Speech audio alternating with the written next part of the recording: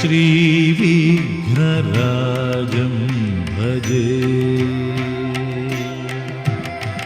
ശ്രീവിഘ്നരാജം ഭജേ ശ്രീവിഘ്നരാജം ഭജേ.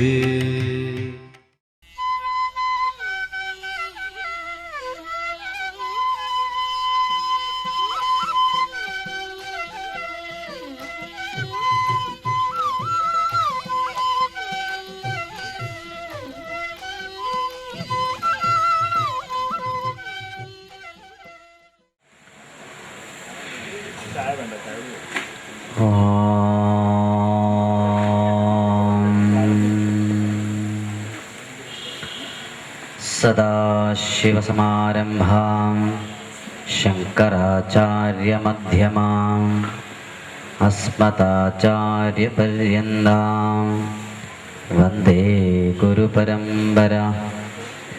ഗുരുർബ്രഹ്മാ ഗുരുർവിഷ്ണു ഗുരുർദേവോ മഹേശ്വര ഗുരുസാക്ഷാൽ പരബ്രഹ്മ തസ്മൈ ശ്രീ ഗുരവേ നമഃ. ശ്രീ ഗുരുഭ്യോ നമഃ. ഹരി ഓം. എല്ലാവർക്കും നമസ്കാരം. ഇന്ന് ഒരു മുഴുവൻ ദിവസ ശില്പശാല ആണ് നടക്കാൻ ഉദ്ദേശിക്കുന്നത്. പ്രഭാഷണവും ശില്പശാലയും ക്ലാസ്സും ഒക്കെ തമ്മിൽ എന്താണ് ഒരു വ്യത്യാസം എന്നുള്ളത് ആദ്യം ഒന്ന് ചിന്തിച്ചതിന് ശേഷം, ശില്പശാലയുടെ പ്രത്യേകത എന്താണെന്ന് മനസ്സിലാക്കിയതിന് ശേഷം ശില്പശാലയ്ക്ക് കിടക്കുകയായിരിക്കും നന്നാവാൻ തോന്നുന്നു. അങ്ങനെയാണോ അഭിപ്രായം? ആണ്. സാധാരണ 10-12 വർഷമായി പ്രഭാഷണങ്ങൾ നടത്താൻ തുടങ്ങിയിട്ട്. ഏതാണ്ട് 1000-ൽ-അധികം 2000-ലൊക്കെ അധികം പ്രഭാഷണം നടത്തിയെന്ന് തോന്നുന്നു. എണ്ണം വെക്കണ സ്വഭാവം അല്ലാത്തതുകൊണ്ട് അറിയില്ല. പക്ഷെ ഇന്ന് വരെ ഒരാൾ പോലും എൻ്റെ അടുത്ത് വന്നിട്ടില്ല അങ്ങയുടെ പ്രഭാഷണം കേട്ട് ഞാൻ അങ്ങോട്ട് നന്നായി എന്ന് പറഞ്ഞിട്ട്. അനവധി പ്രഭാഷണം, അനവധി ആൾക്കാർ ഈ അയ്യപ്പൻ വിളക്കിനൊക്കെ പ്രസംഗിക്കാൻ പോയാലേ എത്ര ആളുണ്ടാവും ചിന്തിക്കാൻ പോലും അത്രയും ആൾക്കാരുണ്ടാവും. എന്നാൽ ഇവരൊക്കെ 1.5 മണിക്കൂർ പ്രഭാഷണം കേട്ടിട്ട് ആരെങ്കിലും ഒരാൾ ഫോൺ ചെയ്ത് പറയാ ആ പ്രഭാഷണം കേട്ടിട്ടേ ഞങ്ങൾക്ക് ഭയങ്കര മാറ്റം ഉണ്ടായി. ഇന്ന് വരെ ഉണ്ടായിട്ടില്ല. പക്ഷേ കോഴിക്കോട് ഒരുപാട് ക്ലാസ്സുകൾ നടക്കുന്നുണ്ട്. ക്ലാസ്സിൽ പങ്കെടുക്കുന്ന ആൾക്കാർക്ക് നല്ല മാറ്റം ഉണ്ടാവാറുണ്ട്. എന്താ ഇതിന്റെ വ്യത്യാസം? ഈ പ്രഭാഷണം കേൾക്കാൻ വരുന്നവര് പ്രഭാഷണം കേൾക്കാനൊന്നല്ല വരുന്നത്. അപ്പൊ പിന്നെ എന്തിനാ അവര് മുമ്പിൽ നിന്നിരിക്കണത്? സംശയം. നമ്മളീ ധാരണ ഇവരൊക്കെ പ്രഭാഷണം കേൾക്കാൻ വരുന്നവരാണെന്നായിരുന്നു. ഈ കഴിഞ്ഞ മണ്ഡലകാലത്തിലെ ഒരു അനുഭവത്തോടുകൂടി ഇത് മാറുകയുണ്ടായി. കഴിഞ്ഞ മണ്ഡലകാലത്തിൽ ഒരു സ്ഥലത്ത് 41 ദിവസം പ്രഭാഷണം ഉണ്ട്. അതിൽ 3 ദിവസം നമ്മളെ പ്രഭാഷണമായിരുന്നു. ഈ വിഷയമൊക്കെ തന്നെ, അന്ത്യേഷ്ടിക്രമമൊക്കെ തന്നെയായിരുന്നു വിഷയം. 2ാമത്തെ ദിവസം പ്രഭാഷണം കഴിഞ്ഞ് പുറത്തിറങ്ങിയ സമയത്ത് ചായ കിട്ടും. അങ്ങനെ ചായ കുടിക്കുന്ന സമയത്ത് തൊട്ടടുത്ത കസാലയിൽ ഇരുന്നിട്ട് 2 സ്ത്രീകൾ എന്തോ ഒരു സ്വകാര്യം പറയുന്നുണ്ട്. പറയണത് സ്വകാര്യം ആയതുകൊണ്ട് കേൾക്കണം നമ്മൾക്കൊരു വാശിയുണ്ടായി. അതങ്ങനെയാണല്ലോ, ആരെങ്കിലും ഒരു സ്വകാര്യം പറയേണ്ടത് അത് കേട്ട് കളയാൻ തോന്നാറില്ലേ? എല്ലാവർക്കും തോന്നാറുണ്ട്. അത് നമ്മൾക്കും തോന്നേണ്ടായി. അങ്ങനെ ചെവിയൊക്കെ കൂർപ്പിച്ച് ശ്രദ്ധിച്ചിരുന്ന് കേട്ട സമയത്ത് 1ാമത്തെ ചേച്ചി 2ാമത്തെ ചേച്ചിയോട് പറയാ, അതേ ഈ ഇന്നലെ പ്രഭാഷണം നടത്തിയ ആളില്ലേ, ആ പ്രഭാഷണം നടത്തിയ ആളുടെ അയാൾക്ക് എന്താ കുഴപ്പം? അയാൾക്ക് കുഴപ്പമൊന്നുമില്ല, അയാളെ മൂക്കിനൊരു വളവുണ്ട്. 2.5 മണിക്കൂർ അന്ത്യേഷ്ടിയെ കുറിച്ച് ഞാൻ പറഞ്ഞ പ്രഭാഷണം കേട്ടിട്ട് ആ ചേച്ചിക്ക് ആകെ മനസ്സിലായ കാര്യം എൻ്റെ മൂക്കിന് 15 ഡിഗ്രി ഇടത്ത് ഭാഗത്തേക്ക് ഒരു ചരിവുള്ളതാണ്. ശരി, പിന്നെയോ ഈ 2ാമത്തെ ദിവസം പ്രഭാഷണം നടത്തിയ ആളില്ലേ, ഉണ്ട്, എന്താ കുഴപ്പമൊന്നുമില്ല. കഴിഞ്ഞ ദിവസം അയാൾ ഒരു കള്ള് ഷാപ്പിന് മുമ്പ് തിരിഞ്ഞു കളിക്കുന്നുണ്ട്. ഇങ്ങനത്തെ ആൾക്കാരൊക്കെ ക്ലാസ് എടുക്കാനും പ്രഭാഷണമൊക്കെ നടത്താൻ പോവാ, വിവരമില്ല, വെറുതെ പോവാൻ തോന്നുന്നു. പക്ഷെ 3ാമത്തെ ദിവസം പ്രഭാഷണം നടത്താൻ വന്ന ആളില്ലേ, ഉണ്ട്, കുഴപ്പമൊന്നുമില്ല. അയാൾക്ക് വിശ്വാസമൊന്നുമില്ല എന്ന് തോന്നുന്നു. കാരണം നേരെ അമ്പലത്തിൽ തൊഴുതിട്ടൊന്നുമില്ല, നേരെ പോയി സ്റ്റേജ് മക്കര ചെടവടേ എന്ന് പറഞ്ഞ പ്രഭാഷണം നടത്തിയതാ. വിശ്വാസമൊന്നുമില്ല, വേറെ ഒരു പണിയുമില്ല, വെറുതെ പ്രഭാഷണം നടത്തുക. അങ്ങനെ ഓരോ ദിവസം പ്രഭാഷണം നടത്തിയ ആൾക്കാർക്ക് മാർക്ക് ഇടുന്ന കാണുന്നുണ്ടായത്. അന്നാണ് മനസ്സിലായത് ഈ മുമ്പിൽ വന്നിരിക്കുന്ന ആൾക്കാരൊക്കെ പ്രഭാഷണം കേൾക്കാൻ വരുന്നവരല്ല, മാർക്കിടാൻ വരുന്ന ആൾക്കാരാണ്. ഈ മാർക്കിടുന്ന ആൾക്കാർ ഞങ്ങളുടെ നാട്ടിലൊക്കെ ഈ ജഡ്ജസ്മാർ എന്നാ പറയുക. നമ്മളെപ്പോലെ ഓരോ ആൾക്കാർ ഇങ്ങനെ വേഷം കെട്ടി മുമ്പിൽ വന്നിട്ട് കേമായിട്ട് ഓരോ പ്രഭാഷണങ്ങൾ നടത്തും. ഇരിക്കുന്ന ആൾക്കാർ ഇരുന്ന് ഇങ്ങനെ മാർക്കിടും. ഒന്നാമത്തെ ആള് 40 മാർക്ക് SMS വേണം, രണ്ടാമത്തെ ആള് 50 മാർക്ക് അയാൾക്ക് SMS വേണ്ട, അങ്ങനെയൊക്കെ മാർക്ക് ഇട്ടിട്ട് അങ്ങോട്ട് പോവുക ചെയ്യാം. ഇയാളെന്താ പറഞ്ഞത്? ഇതുകൊണ്ട് എൻ്റെ ജീവിതത്തിൽ എന്തെങ്കിലും ഗുണമുണ്ടോ, ഇതൊന്നും ചിന്തിക്കില്ല. അങ്ങനെ പ്രഭാഷണം 100% വേസ്റ്റ് ആണ് എന്ന് നമ്മൾക്ക് തോന്നാൻ തുടങ്ങി. അതുകൊണ്ടാണ് ആ തരത്തിൽ മാറ്റി ഒരു ശില്പശാല എന്നുള്ള ചിന്ത ഉണ്ടായത്. ശില്പശാലയിൽ എന്താ വ്യത്യാസം ഉണ്ടാവുക? പ്രഭാഷണം എന്ന് പറയുന്ന സമയത്ത് നമ്മൾ കുറെ കാര്യങ്ങൾ അങ്ങോട്ട് പറയും, വൈകാരികമായിട്ട് അങ്ങോട്ട് കേൾക്കും. അതെങ്ങനെ വൈകാരികമായിട്ട് കേൾക്കുക? അങ്ങനെയൊക്കെ കുറെ കേൾവിയുണ്ടോ? അങ്ങനെ 3 തരത്തിൽ കേൾവിയുണ്ട്. എന്തൊക്കെയാ 3 തരത്തിലെ കേൾവി? ഒന്നാമത്തെ കേൾവിയെ നമ്മൾ പറയാ ഇന്റലക്ച്വൽ ലിസണിങ് എന്ന് പറയും. ബുദ്ധി ഉപയോഗിച്ച് കേൾക്കുക. അതായത് ഞാനിങ്ങനെ പ്രഭാഷണം നടത്തുമ്പോഴേ നമ്മളെ ബുദ്ധി മുമ്പിൽ വന്നിക്കും. എന്നിട്ട് ബുദ്ധി ഇങ്ങനെ പറയും, ഇതൊക്കെ ഞാൻ എത്ര കേട്ടതാ, ഇതൊക്കെ ഇതൊക്കെ എനിക്ക് അറിയണ കാര്യങ്ങളാണ് എന്ന് പറഞ്ഞ് ശ്രദ്ധിക്കില്ല. വേറെ ചില കാര്യങ്ങൾ പറയുമ്പോഴേ ഇതൊന്നും ഞാൻ കേട്ടിട്ട് ഒരു കാര്യമില്ല, ഇതൊക്കെ കേട്ടിട്ട് ആ പഴയ അമ്മയമ്മൻ്റെ അടുത്തേക്ക് പോകാനുള്ളത്, ഇതൊന്നും അവിടെ നടക്കില്ല, ഇയാൾ പറയണ കാര്യമൊന്നും എൻ്റെ വീട്ടിൽ നടക്കാൻ പോണില്ല, വെറുതെ പോയി, അങ്ങനെ അതൊന്നും കേൾക്കില്ല. അങ്ങനെ കുറെ കാര്യങ്ങൾ എനിക്ക് അറിയുന്നതാണ് പറഞ്ഞ് കേൾക്കില്ല, കുറെ കാര്യങ്ങൾ അറിയാത്തതാണ് പറഞ്ഞ് കേൾക്കില്ല. പിന്നെ ചില കാര്യങ്ങളൊക്കെ നമ്മൾ സെലക്റ്റീവ് ലിസണിങ് എന്ന് പറയും. ചില കാര്യങ്ങൾ മാത്രം നമ്മൾ സെലക്ട് ചെയ്യും. ഒരു കഥ അല്ലെ നമുക്ക് ഇഷ്ടപ്പെട്ട ഏതെങ്കിലും ഒരു കാര്യം മാത്രം അങ്ങോട്ട് എടുക്കും, അത് മാത്രമേ ഓർമ്മയിലുണ്ടാവും. കാരണം ഒരു ദിവസം രാവിലെ തൊട്ട് വൈകുന്നേരം വരെ ശില്പശാല നടത്തിയിട്ടേ വൈകുന്നേരം വീട്ടിൽ പോയി ഇരിക്കുമ്പോഴേ ഭർത്താവ് പറയാ, ശില്പശാലയിൽ എന്തൊക്കെയായിരുന്നു, ഗംഭീരായിരുന്നു കേട്ടോ, എന്നാന്ന് പറഞ്ഞോളൂ എന്ന് പറയാൻ തുടങ്ങിയാലോ 5 മിനിറ്റ് പറയുമ്പോഴേക്ക് തീർന്നുപോയി. ഒരു ദിവസം മുഴുവൻ കേട്ട കാര്യം ബാക്കിയൊക്കെ ഒക്കെ മറന്നുപോയി, ഒന്നും ഓർമ്മയില്ല, അതൊന്നും രജിസ്റ്റർ ചെയ്തിട്ടില്ല. അങ്ങനെയല്ലേ സാധാരണ ഒരു പ്രഭാഷണം കേട്ട ഒരു പുസ്തകമൊക്കെ വായിച്ചാലേ പ്രഭാഷണത്തിൽ എന്തൊക്കെയാ പറഞ്ഞതെന്ന് വെച്ചാൽ എത്ര സമയം പറയാനുണ്ടാവും? 1 മണിക്കൂർ പ്രഭാഷണം കേട്ടാലേ എത്ര സമയം അത് വേറൊരാൾക്ക് പറഞ്ഞു കൊടുക്കുമ്പോൾ ഉണ്ടാവും? എത്ര സമയം ഉണ്ടാവും? ഒരു 10 മിനിറ്റ്. ആ കേട്ടയാളത് വേറെ ആൾക്ക് പറഞ്ഞു കൊടുക്കുമ്പോഴോ 2 മിനിറ്റ്. അയാൾ വേറെ ആൾക്ക് പറഞ്ഞു കൊടുക്കുമ്പോഴോ ഒന്നുമില്ല. ഇവിടെ ഒരു പ്രഭാഷണം ഉണ്ടായിരുന്നു, ഒരു വസ്തു പറഞ്ഞില്ലേ, അത്രയേ ഉള്ളൂ. 2.5 മണിക്കൂർ പ്രഭാഷണം ഉണ്ടാവും. ഇങ്ങനെ വൈകാരികമായിട്ട് കേൾക്കുക, സെലക്റ്റീവ് ലിസണിങ് ഒന്നാമത്തത്. രണ്ടാമത്തത് വൈകാരികമായിട്ട് കേൾക്കുക. ഞാൻ ഓരോ കാര്യങ്ങൾ പറയുമ്പോഴേ എൻ്റെ കൂടെ അയ്യോ ഇയാള് പറയണൊക്കെ ഇത് ശരിയാണോ, ഇതൊക്കെ ശരിയാണല്ലോ, ഒക്കെ അങ്ങോട്ട് സംഭവിച്ചു തരും, ഭയങ്കരമാട്ടോ എന്നൊക്കെ പറയും. ഇതൊക്കെ കഴിഞ്ഞ് ഇയാളെന്താ പറഞ്ഞു, ഒന്നും ഓർമ്മയില്ല. വൈകാരികമായിട്ട് അങ്ങോട്ട് കേൾക്കും, ഒന്നും ഓർമ്മ ഉണ്ടാവില്ല. കാരണം ഇവിടെ ഇരിക്കുന്ന മുഴുവൻ ആൾക്കാരും ഞാൻ കേട്ടതിനേക്കാൾ കൂടുതൽ പ്രഭാഷണം കേട്ട ആൾക്കാരാണ്. പക്ഷെ നമ്മൾക്ക് ഇതൊന്നും ഓർമ്മയില്ല, ജീവിതത്തിലൊന്നും പകർത്തിയിട്ടുമില്ല. വീണ്ടും ഇതൊക്കെ കേൾക്കുന്ന സമയത്ത് ഇതൊക്കെ ഞാൻ മുമ്പ് എവിടെയോ കേട്ടൊരു ഓർമ്മ ഉണ്ടല്ലോ, അത്രേ ഉള്ളൂ. ഇതിനാണ് വൈകാരികമായിട്ട് കേൾക്കുക പറയുക. ഈ ഗാനമേളയൊക്കെ കേൾക്കാൻ പോയാൽ എങ്ങനെയാ? ഒരു ഗാനമേള കേട്ടു എന്ന് കരുതുക, പിറ്റേന്ന് രാവിലെ ഗാനമേളയൊക്കെ കഴിഞ്ഞ് കുടുംബശ്രീ യോഗത്തിന് പോയി, കുടുംബശ്രീ ഇല്ലയോടൊക്കെ കുടുംബശ്രീ മീറ്റിങ്ങിന് പോയി. ഉച്ചയ്ക്ക് 2:30 എപ്പോഴാണ് അവിടെ ഉണ്ടാവുക? 4 മണിക്കോ 3 മണിക്ക് കുടുംബശ്രീക്കാണ് പോയി. അങ്ങനെ ഇരിക്കുന്ന സമയത്ത് 2 മിനിറ്റ് നേരത്തെ പോകും. കാരണം തലേന്ന് ഈ എന്താണ് പോയത്, നമ്മള് ഗാനമേള പോയില്ലേ, അതിന്റെ വിശേഷമൊക്കെ പറയണ്ടേ. അങ്ങനെ നേരത്തെ പോയി ഇങ്ങനെ ഇരിക്കും. എന്നിട്ട് പറയും, അതെ ഞാൻ ഇന്നലെ ഒരു ഗാനമേളയ്ക്ക് വരുന്നു, കേമായിട്ടോ. എന്നിട്ടോ 1ാമത്തെ പാട്ട് ഏതായിരുന്നു, അത് പെട്ടെന്ന് പറഞ്ഞു കൊടുക്കും. ഇല്ലേ ഒരു പാട്ടില്ലേ, അമ്മയും അച്ഛനൊന്നും വീട്ടിലില്ല എന്ന് പറയുന്ന ഒരു പാട്ടില്ലേ, ആ പാട്ടായിരുന്നു പറയും. 2ാമത്തെ പാട്ടോ അതും അങ്ങോട്ട് പറഞ്ഞു കൊടുക്കും. 3ാമത്തെ പാട്ട് ചോദിച്ചാൽ കുടുങ്ങി, ഓർമ്മയില്ല. അപ്പോഴാണ് കണ്ണിന്റെ കൃഷ്ണമണി ഈ കോർണറിലേക്ക് ഇങ്ങനെ കൊണ്ടുപോകും. അപ്പം 3ാമത്തെ പാട്ട് കിട്ടും. 4ാമത്തെ പാട്ട് ചോദിച്ചാൽ വീണ്ടും കുടുങ്ങി. കാരണം കൃഷ്ണമണി അവിടെ നിന്നൊക്കെ വലിച്ചെടുത്ത് ഈ കോർണറിലേക്ക് ഇങ്ങനെ കൊണ്ടുപോയി നോക്കും. കഷ്ടി 4ാമത്തെ പാട്ടും കിട്ടും. 5, 6, 7, 8, 9, 10 പാട്ടൊന്നും ഓർമ്മയില്ല. അവസാനത്തെ പാട്ടേ ഓർമ്മയുള്ളൂ. കാരണം നമ്മളൊക്കെ കുറെ തുള്ളി കളിച്ചില്ലേ, കയ്യോ കൊട്ടിയിട്ട്, അതേ ഓർമ്മയുള്ളൂ. അപ്പോൾ ഗാനമേള കേട്ടില്ലേ, കേൾക്കാതെയോ പാട്ടൊക്കെ ഏതാ ഓർമ്മ ഉണ്ടോ? ഒന്നും ഓർമ്മയില്ല. ഇതൊക്കെ എവിടെ പോയി? ഇതിനെയാണ് പറയാ വൈകാരികമായിട്ട് കേൾക്കുക. കേട്ടിട്ട് ശ്രദ്ധിച്ചിട്ടില്ലേന്നോ? ഈ പാട്ട് കേൾക്കണതിൻ്റെ ഇടയ്ക്ക് കാതിലൊരുത്തന്നെ ഊരിക്കൊണ്ടേ ഉണ്ടാവും, പാദസാരം വേറെ ആൾ ഊരിക്കൊണ്ടേ ഉണ്ടാവും, ഇതൊക്കെ ചെയ്തിട്ടുണ്ടാവും. ഇതൊന്നും നമ്മൾ അറിഞ്ഞിട്ടുണ്ടാവില്ല. അങ്ങനെ മുഴുകി കേട്ടിട്ടുണ്ടാവും, പക്ഷെ ഇതൊന്നും ഓർമ്മയിലില്ല. നമ്മളെ ക്ലാസ്സിലെ കുട്ടികൾ വന്ന് പറയാറില്ലേ, ക്ലാസ്സിലൊക്കെ നല്ലോണം ശ്രദ്ധിക്കും, നല്ലോണം മനസ്സിലാവും, ടീച്ചറെ പഠിപ്പിച്ചൊക്കെ അന്ന് വൈകുന്നേരം ചോദിച്ചൊക്കെ അങ്ങോട്ട് പറഞ്ഞു കൊടുക്കും. 2 ദിവസം ചോദിച്ചാൽ ഒന്നും ഓർമ്മയില്ല. അത് രജിസ്റ്റർ ചെയ്യുന്നില്ല. വൈകാരികമായിട്ട് കേൾക്കുക. പദ്യമൊക്കെ പഠിക്കാൻ പറഞ്ഞാൽ മുഴുവൻ അങ്ങോട്ട് പഠിക്കും. അത് കഴിഞ്ഞ് മലയാളം മദ്യം പഠിച്ച് ബൈഹാർട്ടാക്കി തലയൊക്കെ അനക്കാണ്ട് സ്കൂളിൽ എത്തുന്ന സമയത്ത് അതിൻ്റെ ഇടയ്ക്ക് സയൻസ് പഠിച്ചാൽ പിന്നെ ആദ്യം പഠിച്ചൊക്കെ മറന്നുപോയി, സയൻസ് ഓർമ്മ ഉണ്ടാവും. പിന്നെ കണക്ക് പഠിച്ചാൽ സയൻസ് മറന്നു, കണക്ക് മാത്രം. അവസാനം പഠിക്കുന്ന മാത്രം ഓർമ്മ ഉണ്ടാവും. ആദ്യം പഠിക്കുന്നതിൻ്റെ മുകളിൽ വേറെ എന്തെങ്കിലും വന്നാൽ അത് പോയി. ഈ കണക്കും സയൻസും ഒക്കെ ഫിസിക്സും ഒക്കെ പഠിച്ചു കഴിഞ്ഞ് അവസാനം വീട്ടിലേക്ക് പോകുമ്പോൾ ഒരു പുട്ടും കടലയും കഴിച്ചങ്ങോട്ട് പോയാൽ പിന്നെ എന്ത് മാത്രമേ ഓർമ്മ ഉണ്ടാവും? അവസാനത്തെ പുട്ടും കടലയും ഓർമ്മ ഉണ്ടാവും, ബാക്കി മുഴുവൻ മറന്നുണ്ടാവും. ഇതൊന്നും ഓർമ്മിക്കാൻ പറ്റുന്നില്ല, രജിസ്റ്റർ ചെയ്യണില്ല. ഇതിലാണ് രണ്ടാമത്തത്. വൈകാരികമായിട്ട് കേട്ടാലും ഓർമ്മ ഉണ്ടാവില്ല. ഇത് രണ്ടും നമ്മൾക്ക് ആവശ്യമില്ല. മൂന്നാമത്തെ ഒരു ലിസണിങ് ഉണ്ട്. ഇതിനാണ് ലിസണിങ് വിത്ത് അവയർനെസ്, ബോധപൂർവമായ കേൾവി പഠനം എന്ന് പറയാം. അതാണ് ശില്പശാല. ഇതിന് 4 സ്റ്റെപ്പ് ഉണ്ട്. ഒന്ന്, കേൾക്കുക. ഞാനിവിടെ പറയണ എന്താ വെച്ചാൽ മുഴുവൻ അങ്ങോട്ട് കേൾക്കുക. രണ്ടാമത്തത്, കുറച്ച് കാര്യങ്ങൾ കേട്ടാലേ അതൊന്ന് അവിടെ രജിസ്റ്റർ ചെയ്യേണ്ടതുണ്ട്. അതിനെന്ത് ചെയ്യണം? അതിന് നമ്മൾ 2-3 ആൾക്കാർ വട്ടത്തിൽ അങ്ങോട്ട് ഇരിക്കും. എന്നിട്ട് ഉടനെ എന്ത് ചെയ്യും? നമ്മളെ ജീവിതത്തിൽ ഈ പറഞ്ഞ കാര്യമായിട്ട് ബന്ധപ്പെട്ട് എന്തെങ്കിലും ചില ഓർമ്മകൾ ഉണ്ടാവും, പഴയ കുറേ എക്സ്പീരിയൻസ്. അതുമായിട്ട് മെല്ലെ കണക്ട് ചെയ്ത് അവിടെ വെക്കും.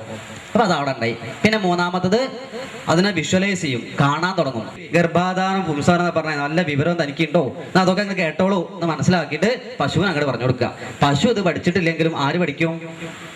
ആരാ പഠിക്കുക? നമ്മൾ പഠിക്കില്ലേ? പശുവിനോട് പറയുമ്പോൾ പശുവിനെ കെട്ടിട്ടിട്ടേ പറയാ കേട്ടോ. ചിലപ്പോൾ പശു അക്രമാസക്തയാവും. അങ്ങനെയൊക്കെ ഉണ്ട്, ശ്രദ്ധിക്കണം. അങ്ങനെയൊക്കെ പല സ്ഥലത്തും ഉണ്ടായിട്ടുണ്ട്, അതുകൊണ്ടാണ് പറയണത്. ശരി.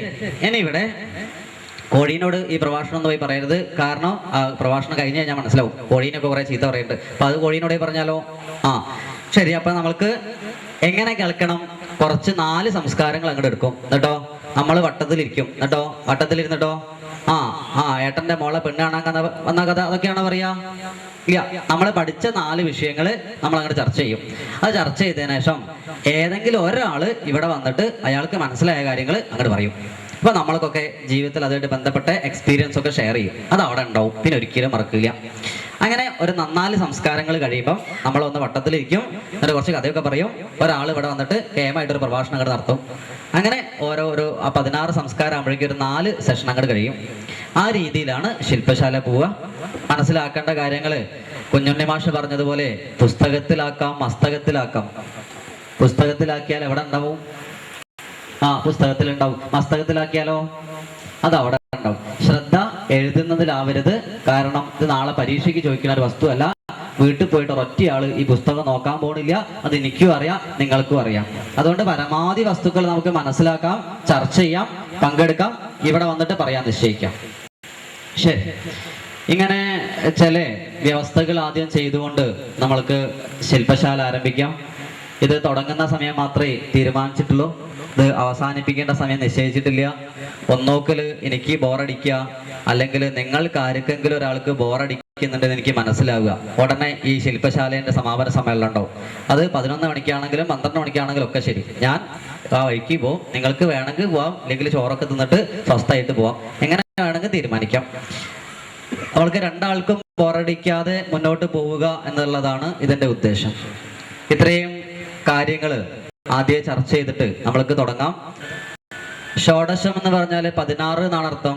സംസ്കാരം എന്ന് പറഞ്ഞാൽ സംസ്കാരം തന്നെ അർത്ഥം. 16 സംസ്കാരങ്ങളുണ്ട് ഒരാളെ ജീവിതത്തിൽ. ഈ 16 ഏതാണ്? 16ാമത്തെ നമ്മൾക്ക് എല്ലാവർക്കും അറിയാം. കാരണം എന്താ? നമ്മള് സ്കൂളിൽ പഠിക്കുന്ന സമയത്ത് അടുത്തിരിക്കുന്ന കൂട്ടുകാരനോട് ദേഷ്യം പിടിച്ചാൽ എന്താ പറയാ?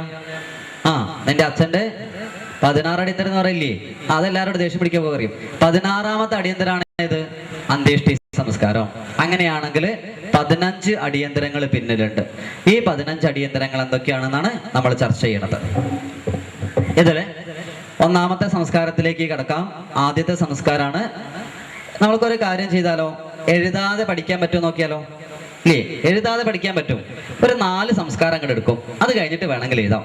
പണ്ട് കാലം മുതൽക്കേ എഴുതി പഠിക്കൽ തുടങ്ങിയാലേ എഴുതാണ്ടൊക്കെ പഠിക്കാനാവും, ധാരാളം പഠിക്കാനാവും, വളരെ രസമായിട്ട് പഠിക്കാനാവും. ആ രീതിയിൽ പഠിക്കാൻ പറ്റുമോ നോക്കാം. എങ്കിലും ചില ആൾക്കാർക്ക് മുട്ടിപ്പോണ ആൾക്കാരുണ്ടാവും. അവരിത് എഴുതിയാൽ മതി. കാരണം സാധാരണ ഈ പേഡും പെന്നും കൊടുക്കരുത് എന്നാ ഞാൻ പറയാം. കാരണം പിന്നീട് നമുക്ക് ചർച്ച ചെയ്യേണ്ടത്, കാരണം ഇത് കൊടുത്തു കഴിഞ്ഞാലുള്ള കുഴപ്പം എന്താണെന്നറിയോ? ഈ ചില ആൾക്കാർക്ക് വെറുതെ ഇരിക്കാൻ പറ്റില്ല. ഭക്ഷണം കഴിക്കുന്നതിന്റെ പ്രശ്നമാണ് അത്. ചില ആൾക്കാർ ഈ ടെലിഫോൺ ബൂത്ത് ഒക്കെ പോയി നോക്കിയിട്ടുണ്ടാരെങ്കിലും ഒരു പെട്ടിയിൽ പണ്ടൊക്കെ ഫോൺ ചെയ്യുന്ന സമ്പ്രദായമല്ലേ? ഒരു പെട്ടിയിലേക്ക് അങ്ങോട്ട് കയറും, എന്നിട്ട് ഫോൺ എടുത്ത് ഇങ്ങനെ ഫോൺ ചെയ്യും. അങ്ങനത്തെ പെട്ടിയിലൊക്കെ ഒരാഴ്ച കഴിഞ്ഞ് പോയി നോക്കിയാൽ ആ പെട്ടീന്റെ മുകളിൽ കാണാം ഒരു തല, ഒരു കണ്ണ്, ഒരു വാല്, ഒരു മൂക്ക്, ഇപ്പുറത്തൊരു നായ്ക്കുട്ടി. ഇതൊന്നും പീഡിയക്കാരൻ വരച്ചു വെച്ചല്ല. പിന്നെയോ ഈ ഫോൺ ചെയ്യാൻ പോണ ആള് ഈ ഫോൺ എടുത്തിട്ട് ഹലോ എന്ന് പറഞ്ഞങ്ങോട്ട് തുടങ്ങും. ഇയാള് അരമണിക്കൂർ പ്രഭാഷണം കഴിയുമ്പോഴേക്കും ഈ പെട്ടി മുഴുവനെ കുറെ ചിത്രങ്ങൾ ഇയാൾ വരച്ചിട്ടുണ്ടാവും. ഇയാളോട് അല്ലടോ താനല്ലേ ഈ ചിത്രം ഞാനല്ല പറയും. കാരണം അയാൾ ബോധമില്ലാണ്ട് ചെയ്യുന്നതാ. അങ്ങനെ നമ്മൾക്ക് ില്ലേ കുറെ വിശേഷങ്ങളൊക്കെ. നമ്മളിപ്പോ പ്രഭാഷണം കേൾക്കുന്ന സമയത്തെ കുറച്ചങ്ങോട്ട് കഴിഞ്ഞാല് ഈ പുസ്തകമൊക്കെ ഉച്ചയ്ക്ക് വാങ്ങി നോക്കിയാൽ അറിയാം. ഇതിനകത്ത് വീടിന്റെ ചിത്രം ഉണ്ടാവും, രാജാവിന്റെ ചിത്രം ഉണ്ടാവും, അയ്യപ്പന്റെ ചിത്രം ഉണ്ടാവും, ഒരു നായന്റെ ചിത്രം ഉണ്ടാവും, ഇതൊക്കെ കാണാൻ സാധിക്കും. ഇത് നമ്മളൊരു മനസ്സിന്റെ പ്രശ്നമാണ്. കഴിഞ്ഞ ദിവസം നമ്മൾക്ക് വീണ്ടും ചിന്തിക്കാനുണ്ടത്, ആ സമയത്ത് വിശദമായിട്ട് പറയാം. എന്തായാലും വിഷയത്തിലേക്ക് കടക്കാം. ആദ്യത്തെ സംസ്കാരം ഗർഭാധാന സംസ്കാരം. ഗർഭാധാന സംസ്കാരത്തെ കുറിച്ച് പറയുന്നതിന് മുമ്പായിട്ട് 3 കാര്യങ്ങൾ ചിന്തിക്കണം. എന്തിനാണ് ഈ സംസ്കാരത്തെ കുറിച്ച് പഠിക്കുന്നത് എന്ന് മനസ്സിലാക്കാൻ വേണ്ടിയിട്ട് 2 ദൃഷ്ടാന്തങ്ങളാണ് ചർച്ച ചെയ്യുന്നത്. ഒന്ന്, ഏതാണ്ട് കഴിഞ്ഞ വർഷം ഇതേ സമയത്ത് പോലീസ് സ്റ്റേഷനിലേക്ക് വിളിപ്പിക്കേണ്ടായി. പോയ സമയത്ത് 9ാം ക്ലാസ് പഠിക്കേണ്ട കുറെ കുട്ടികൾ അങ്ങനെ നിർത്തിയിട്ടുണ്ട്. 10-20 കുട്ടികളുണ്ട്, വരിക്ക് നിർത്തിയിട്ടുണ്ട്. അപ്പൊ ഞാനിങ്ങനെ ഒരു പോലീസുകാരനോട് എന്തിനാ ഈ കുട്ടികളെയൊക്കെ രാവിലെ തന്നെ നിർത്തിയത്, ഇന്ന് ഇവിടെയാണോ അവർക്ക് ക്ലാസ്? ഇപ്പൊ DPP അല്ലേ, ഒന്നും പറയാൻ പറ്റില്ല, കുട്ടികൾക്ക് പോലീസ് സ്റ്റേഷനിലൊക്കെ ക്ലാസ് ഉണ്ടാവുക. അപ്പൊ അതെന്തോ ആണോ ഞാൻ ചോദിച്ച സമയത്ത് ഇയാൾ പറയേണ്ടത് DPP ഒന്നല്ല, ഈ കുട്ടികളൊക്കെ ബൈക്ക് മോഷ്ടിച്ച ആൾക്കാരാണ്. അത് ഇവിടുന്ന് ഈ മെഡിക്കൽ കോളേജിൽ നിർത്തിയിരുന്ന ബൈക്കില്ലേ, ഇതൊക്കെ മോഷ്ടിച്ചുകൊണ്ടായിട്ട് വിൽക്കുക 5000 ഉറുപ്പിക്കോ 6000 ഉറുപ്പിക്കോ ഒക്കെ. പക്ഷെ പേര് ചോദിച്ചാലൊക്കെ സുധീഷ്, രാജേഷ് എന്നൊക്കെ പറയണ പേരുകളാ, നമ്മളെ കുട്ടികളാ. അപ്പൊ സംശയമായി, ഇപ്പൊ എന്തിനാ ഇവരൊക്കെ മോഷ്ടിച്ചത്? ഒരു വിദ്വാൻ അങ്ങോട്ട് വിളിച്ചു, അവനോട് എന്തിനാ ബൈക്ക് മോഷ്ടിച്ചത്? അപ്പൊ അയാള് പറഞ്ഞത് മുടി സ്ട്രെയിറ്റൻ ചെയ്യാനാ. അതെന്താ പരിപാടി? നമ്മൾക്ക് മനസ്സിലായില്ല. വീണ്ടും ചോദിച്ചേരം പറഞ്ഞു തന്നു, ഈ മുടി ഈ സൈഡിലേക്ക് ഇങ്ങനെ ആക്കി തരും. അതിന് ഈ ബാർബർ ഷാപ്പ് ഒന്നും പറയാൻ പാടില്ല കേട്ടോ, ഈ ബ്യൂട്ടീഷ്യൻ എന്താ പറയാ, ബ്യൂട്ടി പാർലറിൽ, അങ്ങനെ ബ്യൂട്ടി പാർലറിൽ മുടി ഈ സൈഡിലേക്ക് ആക്കി തരാൻ വേണ്ടിയിട്ട് 500 രൂപ അയാൾക്ക് ദക്ഷിണ കൊടുക്കണം. അങ്ങനെ ഒരാഴ്ചക്കാലം മുടി ഈ ഭാഗത്തുണ്ടാവും. അങ്ങനെ അടുത്ത ആഴ്ച മുടി അവിടുന്ന് എടുത്തിട്ട് ഇപ്പുറത്തെ സൈഡിലേക്ക് വെക്കണമെങ്കിൽ ഒരു 500 രൂപയും കൂടി ദക്ഷിണയായിട്ട് അയാൾക്ക് കൊടുക്കണം. അത് വേണം. അങ്ങനെ ഈ ഭാഗത്തേക്ക് വെച്ച് സ്കൂളിൽ പോയവരാണ് കഷ്ടകാലത്തിന് സുരേഷ് ഗോപി ഇതെല്ലോടി മുകളിലേക്ക് ആക്കി വന്നത്. കഴിഞ്ഞു കഥ. വീണ്ടും ഒരു 500 ഉറുപ്പ്യ ദക്ഷിണ അയാൾക്ക് കൊടുക്കണം, ഇതെടുത്ത് മുകളിലേക്ക് വെക്കണ്ടേ. അങ്ങനെ ഒരു മാസം മുടി അങ്ങോട്ടും ഇങ്ങോട്ടും എടുത്തു വെക്കാൻ മാത്രം ഈ വിദ്വാന് 1500 ഉറുപ്പ്യ ചെലവാകും. അച്ഛനോട് ചോദിക്കാൻ പറ്റുമോ, അച്ഛ മുടി നേരെയാക്കാനായി ഒരു 1500 ഉറുപ്പ്യ വേണം. ഏതെങ്കിലും അച്ഛന്മാര് കൊടുക്കുവോ, അമ്മമാര് കൊടുക്കുവോ? ഇല്ല. പിന്നെ ഈ പൈസ ഉണ്ടാക്കാനായി വിദ്വാൻ ബൈക്ക് മോഷ്ടിച്ചത് തെറ്റാണെന്ന് പറയാൻ പറ്റുമോ? പറ്റും ഇല്ല. എന്താ അഭിപ്രായം? ഈ ശില്പശാലന്റെ പ്രത്യേകത ആണേ, ഞാനിങ്ങനെ ചോദ്യങ്ങൾ ചോദിക്കും, അന്നേരമൊക്കെ ഇങ്ങനെ എന്തെങ്കിലുമൊക്കെ ഉത്തരം പറയണം, അല്ലെങ്കിൽ തലയോ കുലുക്കുകയോ എന്തെങ്കിലുമൊക്കെ വേണം, അപ്പോഴേ ഇത് മുന്നോട്ട് പോകും. ഇല്ലെങ്കിൽ അങ്ങനെ ഒരു സുഖം ഉണ്ടാവും അതൊക്കെ. അപ്പൊ അയാൾ ചെയ്ത് തെറ്റാണെന്ന് പറയാൻ പറ്റുമോ? പറ്റില്ല. പറ്റുമോ? ഇല്ല. ഉണ്ട്. ഇല്ല എന്നുള്ള അഭിപ്രായമുള്ള ആൾക്കാരൊക്കെ ഒന്ന് കൈവന്തിക്കാം. ശരി, കൈ താത്തിക്കോളൂ. തെറ്റാണ് എന്ന അഭിപ്രായമുള്ള ആൾക്കാരെ കൈവന്തിക്കും. ആദ്യം കൈ താത്തി. ഇനി ഇതുവരെ കൈ പൊന്തിക്കാത്ത ആൾക്കാരൊക്കെ ഒന്ന് കൈവന്തിക്കും. ശരി അല്ലെ, ഏതൊക്കെ വിഭാഗം ആൾക്കാർ ഇതിൻ്റെ അകത്തുണ്ടെന്ന് മനസ്സിലാക്കണല്ലോ. ഇനിയും കൈ പൊന്തിക്കാത്ത കുറെ ആൾക്കാരുണ്ട്. ഇവർക്കൊക്കെ ചിക്കൻ ഗുനിയ പിടിച്ചതാണെന്ന് ഞാൻ അങ്ങോട്ട് വിചാരിക്കാം, പിന്നെ കൈ പൊന്തില്ല എന്ന് വിചാരിക്കാം. അങ്ങനെ വിചാരിച്ചാൽ എനിക്ക് കുഴപ്പമില്ല. അപ്പൊ ശരി, ഇവിടുത്തെ ചിന്ത, ഈ കുട്ടികൾ ഒരു വിദ്വാൻ അങ്ങനെ, അപ്പൊ അടുത്ത വിദ്വാൻ ഉണ്ട് എന്നെ അങ്ങനെ കണ്ണ കുറ്റി നോക്കിക്കണം. അയാൾ അങ്ങോട്ട് വിളിച്ചു, ഇങ്ങോട്ട് വരൂ, എന്താ കാര്യം, എന്തിനാ ബൈക്ക് മോഷ്ടിച്ചത്? അപ്പൊ അയാള് പറഞ്ഞത് ഈ കാറ് വാടകയ്ക്ക് എടുത്ത് ഓടിക്കാനാണ്. അതെന്താ പരിപാടി? 2000 രൂപ കൊടുത്താൽ കാറ് കിട്ടും. ഈ കാറുമായിട്ട് ലോകം മുഴുവൻ അങ്ങ് ഓടിച്ചടക്കുക. അപ്പൊ ഈ പോലീസ് മാമന്മാരോ കൈയടിക്കില്ലേ, അവർക്കൊക്കെ ദക്ഷിണ കൊടുക്കണം, അതിനൊക്കെ പൈസ വേണം. ഇതൊക്കെ വീട്ടിൽ നിന്ന് ചോദിച്ചാൽ കിട്ടുമോ? ഇല്ല. അതിന് വേണ്ടിയിട്ടാണ് അയാള് ബൈക്ക് മോഷ്ടിച്ചത്. അങ്ങനെ 22 കുട്ടികളും ബൈക്ക് മോഷ്ടിച്ചത് മുടി സ്ട്രെയിറ്റൻ ചെയ്യാൻ വേണ്ടിയിട്ടും ഹോട്ടലിൽ കയറിയിട്ട് ഈ ചൈനീസ് ഫുഡൊക്കെ ധാരാളമായിട്ട് കഴിക്കാൻ വേണ്ടിയിട്ട്, പിന്നെ വേറൊരു സാധനം ഇല്ല, ഇങ്ങനെ കോഴീന്റെ ആസനത്തിൽ കൂടി ഒരു കമ്പി അടിച്ച് കെട്ടിട്ട് ഇങ്ങനെ നിർത്തും, കോഴി ഇങ്ങനെ തിരിയും, ചുറ്റും തീയിടും. പേര് ഓർമ്മയില്ലേ ഇതിന്റെ? എന്താ പേരുണ്ട്, എന്താ പറയാ? നമുക്കൊക്കെ എല്ലാം ഓർമ്മ ഉണ്ടാവും. തന്തൂരിന്നോ ഷവർമ എന്നൊക്കെ പറയും. എന്നിട്ട് ഒരാളിങ്ങനെ ഈ ക്ഷൗരക്കാരെങ്ങനെ താടി വടിക്കുന്നോണം അതിന്റെ മുകളിൽ പോയിട്ട് ഇങ്ങനെ വടിച്ചിടും പറയണോ. എന്നിട്ട് അതിന്റെ അകത്ത് തക്കാളി വെണ്ട എന്തൊക്കെ ഇട്ടിട്ട് കൊണ്ടു കൊടുക്കും. ഇതൊക്കെ കേമാണെന്നാ കുട്ടികളുടെ ധാരണ. അതൊക്കെ തിന്നാൻ വേണ്ടി പൈസ വേണം, ദിവസം വൈകുന്നേരം കഴിക്കുക വേണം. അതിനൊക്കെ അച്ഛനോട് പൈസ വെച്ചാൽ കിട്ടില്ല. അതിന് വേണ്ടിയിട്ടാണ് ഒരു വിദ്വാൻ ഈ വണ്ടി മോഷ്ടിക്കുന്നത്.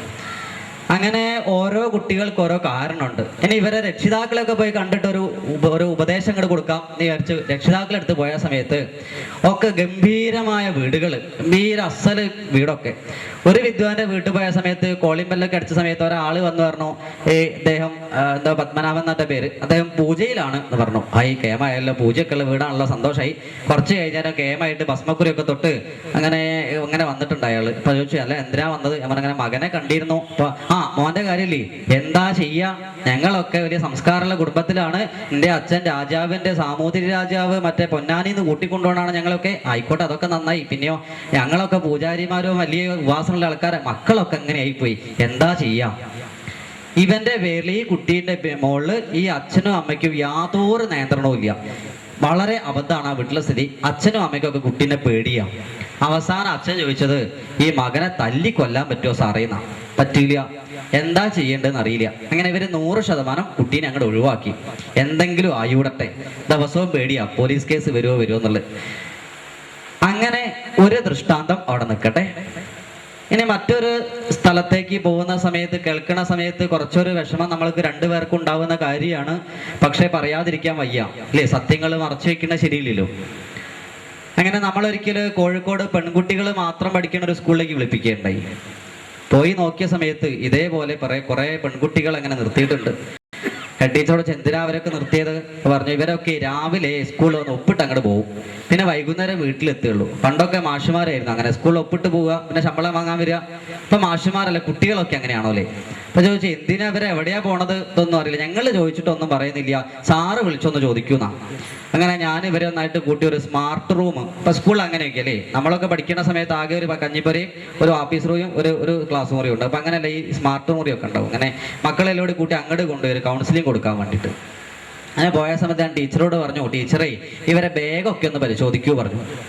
അങ്ങനെ ടീച്ചർ കുട്ടികളെ ബാഗ് പരിശോധിച്ച സമയത്ത് കിട്ടിയത് എല്ലാവരുടെ ബാഗിൽ നിന്നും 10-24,000 ഉറുപ്പ്യ വിലയുള്ള മൊബൈൽ ഫോൺ, കുറേ പൈസകൾ 1000-ന്റെ 500-ന്റെ ഒക്കെ നോട്ടൊക്കെയാണ്.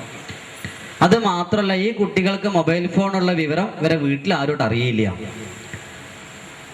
ഇങ്ങനെ ഒരുപാട് വിഷയങ്ങളുടെ ഇവരെ ബാഗിൽ നിന്ന് വേറെയും പല വസ്തുക്കളും കിട്ടിയിട്ടുണ്ട്. ഇതൊക്കെ എവിടെ നിന്നാണ് ഇവർക്ക് കിട്ടിയത്, ഇവരൊക്കെ എങ്ങോട്ടാ പോകുന്നത് എന്നുള്ളത് ചിന്തിക്കണം. അത് വീണ്ടും നമ്മൾക്ക് ചർച്ചയ്ക്ക് വെക്കാം, നമ്മൾക്ക് അതിന് ഉത്തരം കിട്ടിയേക്കാം.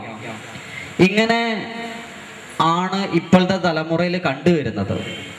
ഇത് നമ്മളുടെ സംസ്കാരത്തിന്റെ പുരോഗതിയാണോ സംസ്കാരത്തിന്റെ അധോഗതിയാണോ? സംസ്കാരം വളരെ മോശമായിക്കൊണ്ടിരിക്കുക. ഈ കുട്ടികളെ കുറിച്ച് പറയുന്ന സമയത്ത് 3 കാര്യങ്ങളോട് ചർച്ച ചെയ്യണം. ഒന്ന്, കുട്ടികളുടെ ബുദ്ധി സാമർഥ്യം. കുട്ടികളുടെ ബുദ്ധി കൂടിയതാണെന്നാണോ കുറഞ്ഞതാണെന്നാണോ അഭിപ്രായം? കുറഞ്ഞതാണ്. അങ്ങനെയാണ്, ബുദ്ധിയൊന്നും ഇല്ല ഇപ്പോഴത്തെ കുട്ടികൾക്ക്. അപ്പൊ ചിന്തിക്കട്ടെ, കുട്ടികൾക്ക് ബുദ്ധി കൂടിയതാണ് അഭിപ്രായം എന്നുള്ള ആൾക്കാരെ കൈ പൊന്തിക്കുക. ഇയാളെ കൊണ്ട് തോറ്റ് കൈ പൊന്തിച്ച് മതി. മതി. പിന്നെ കുട്ടികളെ ബുദ്ധിയൊക്കെ കുറഞ്ഞതാണെന്ന് അഭിപ്രായമുള്ള ആൾക്കാർ കൈ പൊന്തിക്കുക. ഒരാൾക്ക് അഭിപ്രായമുള്ളൂ, 2 ആൾക്ക് അഭിപ്രായമുണ്ട്. ശരി, ഉറങ്ങി പോവാതിരിക്കാനാണ് ഇടയ്ക്കിടയ്ക്ക് കൈ പൊന്തിക്കാൻ പറയണത്. ശരി, അദ്ദേഹം കൈ നൂർത്തിയതാ, കൈ പൊന്തിച്ചല്ല. ശരി, ഇവിടെ ചർച്ചയ്ക്ക് വെക്കാം. എൻ്റെ വീട്ടില് അമ്മ ഉണ്ട്, 58 വയസ്സായി. ഒരു CD പ്ലെയർ വീട്ടിൽ വാങ്ങി വെച്ചിട്ട് ഏതാണ്ട് 10 വർഷമായി. ഇന്ന് വരെ എൻ്റെ അമ്മ പഠിച്ചിട്ടില്ല ഈ CD ഒന്ന് ഓണാക്കാൻ വേണ്ടിയിട്ട്. ഇന്ന് രാവിലെയും ചോദിച്ചത്, മോനെ ഈ പപ്പടം പോലത്തെ സാധനം എവിടെ ഇട്ടാലാ പാട്ട് കേൾക്കുന്ന. അമ്മയ്ക്ക് ഈ CD എന്ന് പറയുന്ന മെഷീനെ കുറിച്ച് അറിയുന്ന വിവരം അത്രയേ ഉള്ളൂ. 1-ാം ക്ലാസ് പഠിക്കുന്ന മരുമോള് വീട്ടിലുണ്ട്, ഇവൾക്ക് ഇതിൻ്റെ എല്ലാ മെക്കാനിസവും അറിയാം.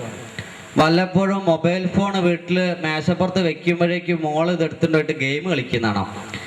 നമ്മൾക്ക് ഈ മൊബൈൽ ഫോണെ പറ്റി ആകെ അറിയണത് പച്ച ഞെക്കിയാൽ ഫോൺ എടുക്കുക, ചുവപ്പ് ഞെക്കിയാൽ അത് കട്ട് ചെയ്യാം, അത് അവസാനിപ്പിക്കാന്ന് മാത്രം. ഇതിന്റെ അപ്പുറത്തേക്കുള്ളൊരു എനിക്ക് അതിനെ കുറിച്ചില്ല. ഈ മരുമോൾക്ക് ഇതിൻ്റെ അകത്ത് ഗെയിം കളിക്കാൻ അറിയാം. വല്ലപ്പോഴൊക്കെ ഫോണ് കേടായാല് വേഗം മോളെ കയ്യിൽ കൊണ്ട് കൊടുക്കും. മോള് ഫോണ് വാങ്ങിയിട്ട് മണ്ടൻ മാമൻ ഒരു വിവരവും ഇല്ല എന്ന് പറഞ്ഞിട്ട് ഫോണ് നന്നാക്കി തരും. ഈ 1-ാം ക്ലാസ് പഠിക്കുന്ന കുട്ടി എവിടെ നിന്നാണ് മൊബൈൽ സർവീസിങ് കോഴ്സ് പാസ്സായതെന്ന് എനിക്ക് ഇപ്പോഴും അറിയില്ല. ഈ കുട്ടി എവിടെ നിന്നാണ് ഗെയിം കളിക്കാൻ പഠിച്ചത് എനിക്ക് അറിയില്ല.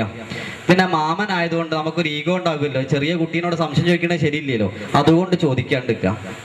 കമ്പ്യൂട്ടർ ഓണാക്കാനും ഓഫാക്കാനും നമ്മൾക്കറിയാം. ഇതിൻ്റെ അകത്ത് ഗെയിം കളിക്കാനും ഇതിൻ്റെ അകത്തുള്ള ഒരു ചിത്രം ഉണ്ടാവില്ല, ഇങ്ങനെ ഓണാക്കിയാൽ വരണേ, അങ്ങനെ എന്തോ ഒരു പേരൊക്കെ ഉണ്ട്. ഇതൊക്കെ മാറ്റാനൊക്കെ ഈ കുട്ടിക്ക് അറിയാം. ഇത് എവിടുന്നാ പഠിച്ചതെന്ന് അറിയില്ല. ഇതിന്റെ അടിസ്ഥാനത്തിലാണ് പറഞ്ഞത് കുട്ടികൾക്ക് ബുദ്ധി സാമർഥ്യം വളരെ കൂടുതലാണ്. അതുകൊണ്ട് തന്നെ ഒരു പഴയൊരു എക്സ്പീരിയൻസ്, ഒരു ടീച്ചർ പറഞ്ഞൊരു കഥ ഉണ്ട്. ടീച്ചർ 2-ാം ക്ലാസ് പഠിപ്പിക്കുന്ന സമയത്ത് ക്ലാസ്സിലേക്ക് പോകുമ്പം 2-ാം ക്ലാസ്സിലെ കുട്ടി ബീഡി വലിക്കുന്നുണ്ട്. അപ്പൊ കുട്ടീനോട് പറഞ്ഞ, മോനെ ഇപ്പോഴൊന്നും ബീഡി വലിക്കരുത്, വലുതായിട്ട് വേണേ ബീഡിയൊക്കെ വലിച്ചോളൂ എന്നാണ്. കുട്ടി ടീച്ചറോട് പറഞ്ഞത്, ടീച്ചർ അങ്ങടങ്ങാൻ പോയിക്കോളൂ, നമ്മൾ തമ്മിൽ സംസാരിക്കുന്ന ആരെയും കണ്ട് വെറുതെ തെറ്റിദ്ധരിക്കേണ്ടതാണ്. ഒരു കുട്ടിയുടെ ചിന്ത എവിടെ എത്തിയും ചിന്തിക്കുക. കഴിഞ്ഞ ഓണക്കാലത്ത് ഞാനും അമ്മയും പെങ്ങളും അളിയനും ഈ നേരത്തെ പറഞ്ഞ ചെറിയ മോള് 1ാം ക്ലാസ് പഠിക്കണ മോള് ഞങ്ങളെല്ലാരും കൂടി സിനിമ കാണുന്ന സമയത്ത് ടി വിയിൽ ഒരു പാർട്ട് ഉണ്ടായി, ഒരു ഭാഗം കാണിച്ചു. ഒരു പെൺകുട്ടി ഓടി വന്ന് ഇങ്ങനെ വൊമിറ്റ് ചെയ്യുന്നുണ്ട്. വൊമിറ്റ് ചെയ്യാന്ന് പറഞ്ഞാൽ ഛർദ്ദിക്കാൻ മറക്കുന്നുണ്ട്. 1ാം ക്ലാസ് പഠിക്കണ കുട്ടി അച്ഛനെ തോണ്ടിയിട്ട് പറയുന്നുണ്ട്, അച്ഛ ഇത് സംഭവം വേറെയാണല്ലോ. 10-27 വയസ്സുള്ള സമയത്ത് എനിക്ക് അറിയില്ല എന്തിനാ പെൺകുട്ടികൾ വൊമിറ്റ് ചെയ്യണമെന്ന്. ഞാൻ അമ്മേനോട് ചോദിച്ച് മനസ്സിലാക്കിയതാ. 1ാം ക്ലാസ് പഠിക്കുന്ന കുട്ടി എവിടെ നിന്നാണ് ഈ വൊമിറ്റ് ചെയ്യുന്നതിന്റെ പിന്നിലെ മനഃശാസ്ത്രം മനസ്സിലാക്കിയെന്ന് അറിയില്ല. ഇതുകൊണ്ടാണ് ഞാൻ പറഞ്ഞത് കുട്ടികൾക്ക് ബുദ്ധി സാമർഥ്യം വളരെ കൂടുതലാണ്.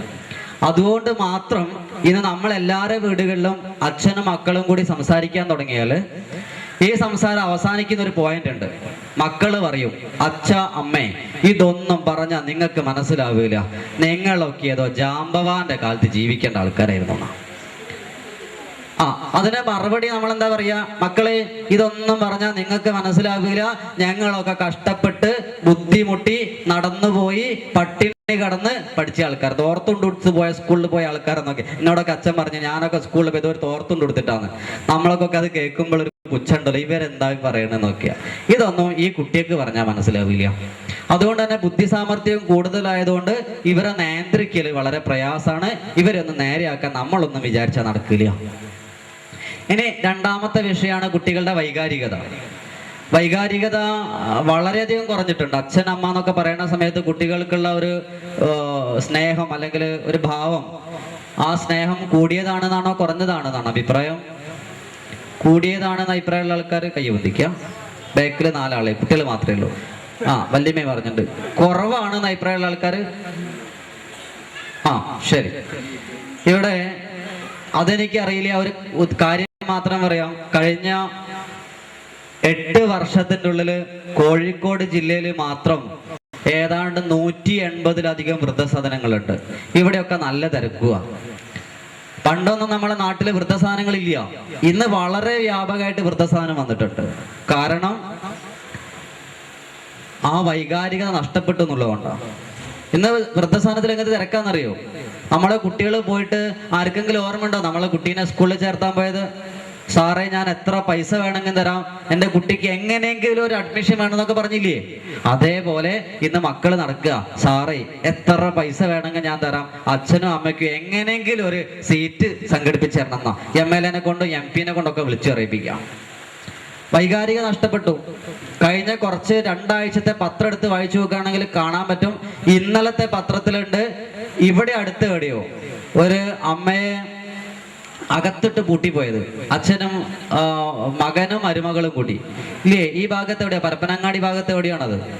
നമുക്കൊക്കെ അഭിമാനിക്കാം, ഞങ്ങളെ നാട്ടിലും വന്നതൊക്കെ എന്നുള്ള നിലയ്ക്ക് പൂട്ടിപ്പോയി. എത്രയോ ദിവസമായിട്ട് ഭക്ഷണം കഴിക്കുന്നത്, മലമൂത്ര വിസർജനം നടത്തുന്നതൊക്കെ ഒരു മുറി തന്നെയാ. അതിനെ കടന്നുറങ്ങണതോ ഒരമ്മേന്റെ അവസ്ഥയാണ് ഇത്. അങ്ങനെ പോലീസുകാരും നാട്ടുകാരൊക്കെ ഇടപെട്ട് പൂട്ടൊക്കെ പൊളിച്ചിട്ടാണെന്ന് തോന്നുന്നു അമ്മേനെ രക്ഷപ്പെടുത്തിയത്. ഇത് ഒറ്റപ്പെട്ട ഒരു സംഭവമല്ല. കഴിഞ്ഞ കുറേ ദിവസത്തെ പത്രങ്ങൾ എടുത്തു നോക്കുന്ന സമയത്ത് എല്ലാ ദിവസത്തെ പത്രത്തിലും ഇതേപോലെ വാർത്ത ഉണ്ട്. അച്ഛനെയും അമ്മേനെയും മക്കൾ ദാരുണമായിട്ട് ഉപദ്രവിച്ച കേസുകൾ. കഴിഞ്ഞ ദിവസം എറണാകുളത്ത് പോയ സമയത്ത് ഒരു ഹോസ്പിറ്റലിൽ പോയിരുന്നു ഒരാളെ കാണാൻ വേണ്ടിയിട്ട്. അപ്പൊ തൊട്ടടുത്ത മുറിയിൽ ഒരു അച്ഛനും അമ്മയുണ്ട്. അന്ന് കണ്ടു കളയാലോ എന്ന് കരുതി പോയ സമയത്ത് ഒരു അപ്പൂപ്പനും ഒരു അമ്മൂമ്മേ പ്രായമായിട്ടുണ്ട്. അപ്പൊ ഇങ്ങനെ കരയണുണ്ട് 2 ആളും. ഞാൻ ചോദിച്ചാൽ എന്താ ഈ കാര്യം? അപ്പൊ ഇവര് കരയണതേ മകനും മരുമകനും കൂടി മുട്ടി മടക്കിയിട്ട് നാഭി കിടിച്ചതാ ഇയാളെ. അമ്മയ്ക്ക് മോശമൊന്നുമില്ല, നല്ല പിടിച്ചു ഉന്തിയിട്ട് തലയ്ക്ക് നല്ല വെരുക്കുണ്ട്. ഈ തള്ളേനെ പിടിച്ചു ഉന്തിയിട്ട് ഏടിയോ പോയി അടിച്ചു ചെയ്താ. 2 ആളും ആസ്പത്രിയിലാണ്. ഇവർക്ക് സൂക്കടൊക്കെ മാറി ഹോസ്പിറ്റലിൽ നിന്ന് ഡിസ്ചാർജ് ചെയ്യുകയും ചെയ്തു. പക്ഷെ വീട്ടിലേക്ക് പോകാൻ പേടി. ഇനി എങ്ങനെ അവിടെ പോയാൽ മക്കൾ വീണ്ടും ഉപദ്രവിച്ചാലോ എന്നാ. ഞാൻ അപ്പോഴും ആലോചിച്ചതേ, എൻ്റെയൊക്കെ കുട്ടിക്കാലത്ത് വീട്ടിൽ എരുമാങ്ങ ഉണ്ടാവും. ഈ എരുമാങ്ങ എന്ന് പറഞ്ഞ സാധനം അറിയില്ലേ? ഈ എരുമാങ്ങ ധാരാളം നമുക്ക് ഇഷ്ടമായതുകൊണ്ട് കട്ടിന്നു. അമ്മ ഞാൻ കാണാണ്ട് ഈ കട്ട് തിന്നു കഴിഞ്ഞാൽ അമ്മ പിടിക്കുകയും ചെയ്ത്. പിന്നെ വീട്ടിലേക്ക് പോകുമ്പോൾ ഒരു പേടിയുണ്ട്, അച്ഛനോടും അമ്മയോടും തല്ല് കിട്ടിയാലോ എന്ന് പേടിച്ചിട്ട്. അങ്ങനെ നമ്മളെ കുട്ടിക്കാലത്ത് അച്ഛനോടും അമ്മയോടും തല്ല് കിട്ടുമെന്ന് പേടിച്ചിരുന്ന നമ്മളെ കാലവും ഇന്ന് മക്കളോട് തല്ല് കിട്ടുമെന്ന് പേടിച്ച് വീട്ടിലേക്ക് പോകാൻ മടിക്കുന്ന അച്ഛൻ്റെ അമ്മേൻ്റെയും കാലവും. നോക്കൂ എത്ര പെട്ടെന്നാ മാറ്റം ഉണ്ടായത്. ഈ അമ്മേനെ കണ്ട സമയത്ത് അമ്മ പറഞ്ഞ ചില കാര്യങ്ങൾ, ഇവർക്ക് 14 വർഷം കുട്ടികളില്ലായിരുന്നു കല്യാണം കഴിഞ്ഞിട്ട്. 14 വർഷം കഴിഞ്ഞിട്ടാണ് ഗർഭിണിയാവുന്നത്. ആ സമയത്തുള്ള ഒരു സന്തോഷം ആലോചിച്ച് നോക്കും. അങ്ങനെ പറയാ 14 വർഷമായിട്ട് പല അമ്പലങ്ങൾ മുഴുവൻ പോയി, അങ്ങനെ കുറെ സ്ഥലത്ത് ഉരുളി കമത്തി, വേറെ സ്ഥലത്ത് ചരക്ക് കമത്തി, ഒരു സ്ഥലത്ത് ചെമ്പ് കമത്തി, അങ്ങനെ എന്തൊക്കെയോ ഇടയ്ക്കോ കമത്തിയിട്ടുണ്ട്. അവസാനം ഉണ്ടായ കുട്ടിയാ. ഈ കുട്ടി വയറ്റിലുണ്ട് എന്ന് പറഞ്ഞ സമയത്ത് ഒരു സന്തോഷം, അത് ആദ്യമായിട്ട് ഇളകിയ സമയത്ത് അതിനേക്കാൾ സന്തോഷം, അത് കഴിഞ്ഞ് എങ്ങനെയൊക്കെ പ്രസവിക്കാൻ വേണ്ടി തല കണ്ടു, പ്രസവിച്ച സമയത്തുള്ള സന്തോഷം എന്ന് പറയണ്ടല്ലോ, കാതിലും കഴുത്തിലും ഒക്കെ വിറ്റ് അങ്ങനെ കുട്ടീനെ വളർത്തി ആദ്യമായിട്ട് നടന്നു വരുമ്പോഴുള്ള സന്തോഷം. അമ്മയെന്നൊക്കെ ഒരു കുട്ടി ഉണ്ടായി അമ്മയെന്നൊക്കെ വിളിക്കുമ്പോൾ വലിയ സന്തോഷമില്ലേ? അയ്യോ, അതൊന്നും ഒരാൾക്ക് പറഞ്ഞ അത്ര ഇല്ലേ. ഞാനിപ്പോ എനിക്ക് ചെറിയ കുട്ടി ഉണ്ടായിട്ടുണ്ട്, ഇപ്പൊ ഭാര്യ ഇങ്ങനെ ഇവനെ ഇങ്ങനെ കടന്നുറങ്ങണമൊക്കെ കാണുമ്പോൾ ഒരു സന്തോഷമില്ലേ? അതുപോലെ അമ്മയെന്നൊക്കെ വിളിക്കുമ്പോൾ ഒരു സന്തോഷം. ഭയങ്കര പൊട്ടിത്തെറി നാട്ടിലൊക്കെ എല്ലാവരോടും ആ കുട്ടീനെ അമ്മയെ വിളിച്ചു, മോനെ അമ്മയെന്ന് വിളിച്ചു, അങ്ങനെ നടക്കുക ചെയ്യാം. അങ്ങനെയൊക്കെ വളർത്തി വലുതാക്കിയ ഒരു കുട്ടി കുറച്ചു കാലം കഴിഞ്ഞേരം മുട്ടുകാലം അടക്കി നാഭിക്കിടിക്കുക, ദേഷ്യം പിടിക്കുക.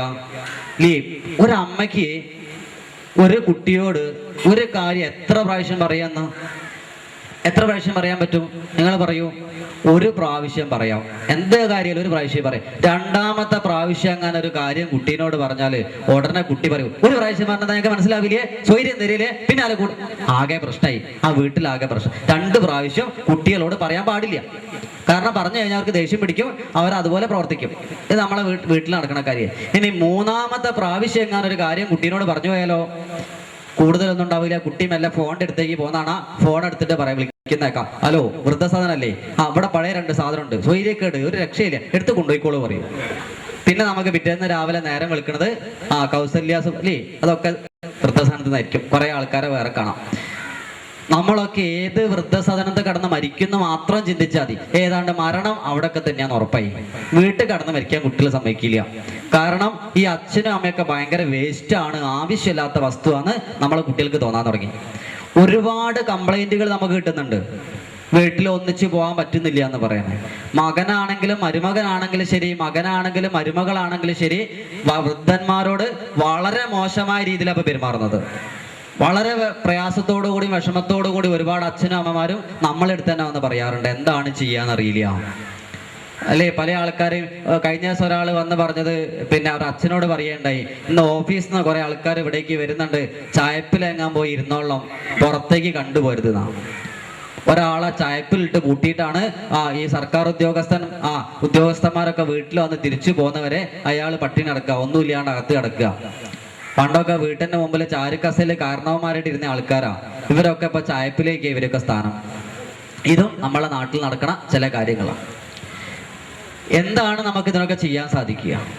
ഇനി വൈകാരികമായ തകർച്ചയെ കുറിച്ചാണ്. നമുക്ക് ഒരുപാട് ദുഃഖിക്കേണ്ട കാര്യമൊന്നുമില്ല. കാരണം ഇതിനൊക്കെ കാരണം നമ്മളൊക്കെ തന്നെയാണ്.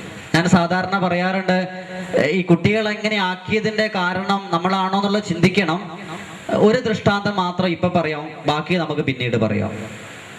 ഞാൻ കുട്ടിയായ സമയത്ത് എനിക്ക് അമ്മ ചോറ് തന്നത്, മോനെ അമ്പിളി അമ്മാവനെ നോക്കുമെന്ന് പറഞ്ഞിട്ടാണ്. എനിക്ക് തന്ന മെസ്സേജ് അമ്പിളി അമ്മാവനാണെന്നായിരുന്നു. ഇന്ന് അമ്മേന്റെ അനിയത്തി കുട്ടിക്ക് ചോറ് കൊടുക്കുന്നത് ഞാൻ കണ്ടത്, മോനെ വേഗം തിന്നോ, ഇല്ലെങ്കിൽ ഞാൻ ഏട്ടന് കൊടുക്കുമെന്ന് പറഞ്ഞിട്ടാണ്. ആ കുട്ടി ചോറ് തിന്നത് ഏട്ടന് കൊടുക്കാതിരിക്കാൻ വേണ്ടിയിട്ടാണ്.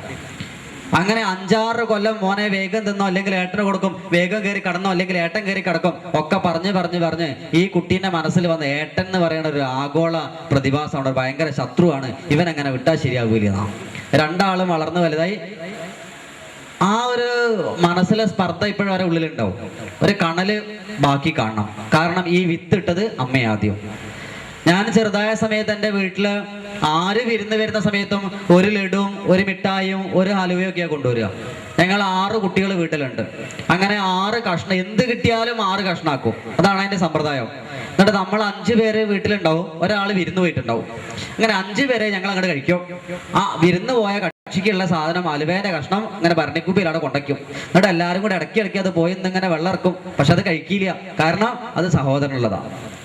അങ്ങനെ ഒരു മെസ്സേജ് നമ്മൾക്ക് കിട്ടിയിരുന്നു, പങ്കുവെക്കണം എന്നുള്ളത്. നമ്മുടെ അവിടെ ഇരിക്കുന്ന മുഴുവൻ ആൾക്കാർക്കും ചിന്തിച്ചാൽ അറിയാം. നമ്മൾ സ്കൂളിൽ പഠിക്കുന്ന സമയത്ത് ഒരു മിഠായി കിട്ടിയാൽ എന്താ ചെയ്യാം? അത് കുപ്പായത്തിൽ വെച്ച് അല്ലെ പാവാടയിൽ വെച്ച് 4 തിരി തിരിക്കും, എന്നിട്ട് ഒരു കടി കടിക്കും, വീണ്ടും അത് നോർത്തിയിട്ട് ഓരോ പൊടി ക്ലാസ്സിലെ 31 ആൾക്കാർക്ക് കൊടുക്കും ഒരു മിഠായി. അങ്ങനെ പങ്കുവെക്കുക എന്നുള്ളൊരു സംസ്കാരം നമ്മൾക്കൊക്കെ ഉണ്ടായിരുന്നു. ഇന്ന് 2 കുട്ടികളുള്ള ഒരു വീട്ടിലേക്ക് ഒരച്ഛൻ പോണത് 2 പന്തുമായിട്ടാണ്, 2 ബലൂണുമായിട്ടാണ്. പച്ച ബോൾ നിനക്കാണ്, ചുവപ്പ് ബോൾ നിനക്കാണ്. നിങ്ങൾ തമ്മിൽ ഒരിക്കലും ഒരിക്കലും ഒരിക്കലും കുറച്ചുകൂടെ ഉറക്കെ പറയൂ. തല്ലുകൂടരുത്. ഇവിടുത്തെ കൊളോക്ക് ലാംഗ്വേജ് എന്താന്ന് എനിക്കറിയില്ല. വഴക്കുണ്ടാക്കരുതാണോ, തല്ലുകൂടെ എന്താ പറയില്ലയോ? നിങ്ങൾ തമ്മിൽ ഒരിക്കലും തല്ലുകൂടരുത്. ഇവിടെ കുട്ടിക്ക് കിട്ടുന്ന മെസ്സേജ്, 2 കുട്ടികൾക്ക് കളിക്കാൻ എത്ര പന്ത് വേണം? 1 പോരെ? ഇവിടെ അച്ഛന് കൊടുക്കുന്ന മെസ്സേജ് നിങ്ങൾ പങ്കുവെക്കണം എന്നാണോ, ഈ ജന്മം നിങ്ങൾ പങ്കുവെക്കരുത് എന്നാണോ? ഏത് മെസ്സേജാ കുട്ടിക്ക് കൺവേ ചെയ്യപ്പെടുന്നത്? നിങ്ങൾ പങ്കുവെക്കേണ്ടവരല്ല, നിങ്ങൾ സ്വന്തം കാര്യങ്ങൾ ചെയ്യേണ്ട ആളാണ്. ഈ ഒരു മെസ്സേജ് വളർന്നു വന്ന കുട്ടി അച്ഛനെയും അമ്മ എന്നെ നോക്കുന്നുള്ള എന്ത് തെളിവാണുള്ളത്? ഒരു ദിവസം 100 പ്രാവശ്യമെങ്കിലും അമ്മ കുട്ടീനോട് പറയുന്നുണ്ട്, നീ നിന്റെ കാര്യം മാത്രം നോക്കിയാൽ മതി എന്നാ. ഈ കുട്ടി വളർന്ന് വലുതായാല് അവന്റെ കാര്യം മാത്രമേ നോക്കൂ, അച്ഛൻ്റെ അമ്മേന്റെ കാര്യം നോക്കില്ല. കാരണം ഈ മെസ്സേജ് കുട്ടിക്ക് കൊടുത്തത് അമ്മയും അച്ഛനുമാണ്. എവിടെ വെച്ചാണ് ഈ മാറ്റം ഉണ്ടായത് നോക്കാം. 2ാമത്തെ ചിന്ത. 1ാമത്തത് നമ്മളെ കുട്ടീൻ്റെ ബുദ്ധി സാമർഥ്യം ഒരുപാട് വർദ്ധിച്ചു. അതുകൊണ്ട് തന്നെ കുട്ടികളെ വളർത്താനും നേരെയാക്കാനും നമുക്ക് നല്ല പ്രയാസമുണ്ട്. കുട്ടികൾ വീട്ടിലിരിക്കുന്നില്ല, കുട്ടികളോട് ഒരു കാര്യം 2 പ്രാവശ്യം ആവർത്തിക്കാൻ പറ്റില്ല, കുട്ടികൾക്ക് വളരെ പെട്ടെന്ന് ദേഷ്യം പിടിക്കണോ, അവരെന്തൊക്കെ ചെയ്തു കൂട്ടും നമുക്ക് കാണാറിയില്ല. വളരെ പെട്ടെന്ന് അച്ഛനോടമ്മയൊക്കെ വളരെ മോശമായ രീതിയിൽ കുട്ടികൾ പെരുമാറുന്നു. 2ാമത്തെ അവസ്ഥ, വൈകാരികമായിട്ട് കുട്ടികൾക്കുള്ള ഇമോഷണൽ കോഷൻ നഷ്ടപ്പെട്ടു. അച്ഛനും അമ്മ എന്നൊക്കെ പറയുമ്പോൾ ആ ബഹുമാനമൊന്നുമില്ല. അതിന്റെ കാരണം നമ്മൾക്കിന്ന് വൈകുന്നേരം ചർച്ച ചെയ്യാനുണ്ട്, ആ സമയത്ത് ചർച്ച ചെയ്യാം. ഇനി 3ാമത്തെ വസ്തുവാണ് എക്സ്ക്യൂസ്, സ്പിരിച്വൽ കോഷൻ. കുട്ടികൾക്ക് പ്രശ്നത്തെ അതിജീവിക്കാനുള്ള ശേഷി വളരെ കുറവാണ്. വേൾഡ് TA കോൺഫറൻസ് പറയേണ്ടായി 2015 ആവുമ്പോഴേക്കും ഏതാണ്ട് ഇവിടെയുള്ള 70% ടീനേജേഴ്സ് ആത്മഹത്യ ചെയ്യാൻ സാധ്യത ഉണ്ട്. ഈ ടീനേജേഴ്സ് എന്ന് പറയണത് ഈ 75 വയസ്സ് കഴിഞ്ഞ് 80 വയസ്സിലേക്ക് പോണ ആൾക്കാരെ കുറിച്ചല്ലേ? ആണ്. വല്യമ്മേനെ കുറിച്ചൊക്കെയാണ് പറഞ്ഞത്. അല്ല, വല്യമ്മേനെ കുറിച്ചല്ല. പിന്നെയോ, 15 വയസ്സിനും 20 വയസ്സിനും ഇടയ്ക്കുള്ള കുട്ടികളായി ടീനേജേഴ്സ് എന്ന് പറയുന്നത്, ഇവരൊക്കെ ആത്മഹത്യ ചെയ്യാൻ പോവാ. എന്തിനാണ് കുട്ടികൾ ആത്മഹത്യ ചെയ്യണത്? 2 ആഴ്ച മുന്നത്തെ മാതൃഭൂമി പത്രത്തിൽ കണ്ടത്, ഓട്സ് കുടിക്കാത്തതിന് അമ്മ വഴക്ക് പറഞ്ഞതിന് കുട്ടി ആത്മഹത്യ ചെയ്തു. ഇതിനേക്കാൾ വലിയൊരു കാര്യം നാട്ടിൽ നടക്കാനുണ്ടോ? ഓട്സ് കുടിക്കാത്തതിന് അമ്മ ചീത്ത പറഞ്ഞേ. ജീവിച്ചിട്ട് കാര്യമുണ്ടോ? ആത്മഹത്യ ചെയ്യണ്ടേ? വേറൊരു ദിവസം കണ്ടത്, ബൂസ്റ്റ് കുടിക്കാത്തതിന് അമ്മ ചീത്ത പറഞ്ഞതിന് വേറൊരു കുട്ടി ആത്മഹത്യ ചെയ്തിട്ടുണ്ട്. എന്താ പറയാ, കുറ്റം പറയാൻ പാടില്ലല്ലോ. ഒരു കുട്ടി ആത്മഹത്യ ചെയ്യാൻ പോയത്, ഹിന്ദി പരീക്ഷ അങ്ങോട്ട് കഴിഞ്ഞു, സമയം കഴിഞ്ഞു, വീണ്ടും കുട്ടി ഇങ്ങനെ പരീക്ഷ എഴുതുക. അപ്പൊ ടീച്ചർ വന്നിട്ട് പേപ്പർ വാങ്ങി, കുട്ടി പോയി ആത്മഹത്യ ചെയ്തു. ഹിന്ദി പരീക്ഷയ്ക്ക് നേരത്തെ സമയം കഴിഞ്ഞിട്ട് ടീച്ചർ പേപ്പർ പിടിച്ച് വാങ്ങിയതിന് കുട്ടി ആത്മഹത്യ ചെയ്തു. ഈ ടീച്ചറുടെ മാനസികാവസ്ഥ ആലോചിച്ച് നോക്കൂ. ഇനി ജന്മം ടീച്ചർ പരീക്ഷയ്ക്ക് പോവോ? കഴിഞ്ഞില്ലേ ടീച്ചറെ കഥ? ഇങ്ങനെ 100 കണക്കിന് ടീച്ചർമാർ ബുദ്ധിമുട്ടുണ്ട് ഈ കുട്ടി ആത്മഹത്യ ചെയ്യുമല്ലോ എന്ന് പേടിച്ചിട്ട്. മറ്റൊരു സ്ഥലത്ത്, കുന്നമംഗലം എന്ന് പറഞ്ഞ സ്ഥലത്ത് കഴിഞ്ഞ ദിവസം പോയ സമയത്ത് ഒരു കുട്ടി ആത്മഹത്യ ചെയ്യാൻ പോയി. അങ്ങനെ പോയി എന്താ കാരണം എന്നൊക്കെ അന്വേഷിക്കണ്ടേ? പോയ സമയത്ത് ഈ കുട്ടിക്ക് എന്തോ ഒരു അസുഖം വന്ന സമയത്ത് കുറെ ഗുളിക കഴിച്ചു, അയൺ ടാബ്ലറ്റ് മറ്റോ കഴിച്ചു. ഇത് കഴിച്ച സമയത്ത് ഈ കഴുത്തിന്റെ ഭാഗത്തൊരു നിറവ്യത്യാസം, ഇവിടെ ഒന്നായിട്ട് ഒരു പ്രത്യേക നിറം. ഇത് വന്നോട് കുട്ടി അയ്യോ, ഞാനിനി എങ്ങനെയാ ആൾക്കാരെ മുഖത്ത് നോക്കുക, ഇനി ഒരാളെ മുഖത്ത് നോക്കാൻ പറ്റില്ല, എന്റെ സൗന്ദര്യമൊക്കെ പോയേ എന്ന് പറഞ്ഞിട്ട് കുട്ടി പോയിട്ട് ആത്മഹത്യ ചെയ്തു. മരിച്ചിട്ടില്ല, ജീവിച്ചിരിപ്പുണ്ട്. ഇങ്ങനെ ഓരോ ചെറിയ കാര്യങ്ങൾക്ക് വേണ്ടിയിട്ട് കുട്ടികൾ ആത്മഹത്യ ചെയ്യണം.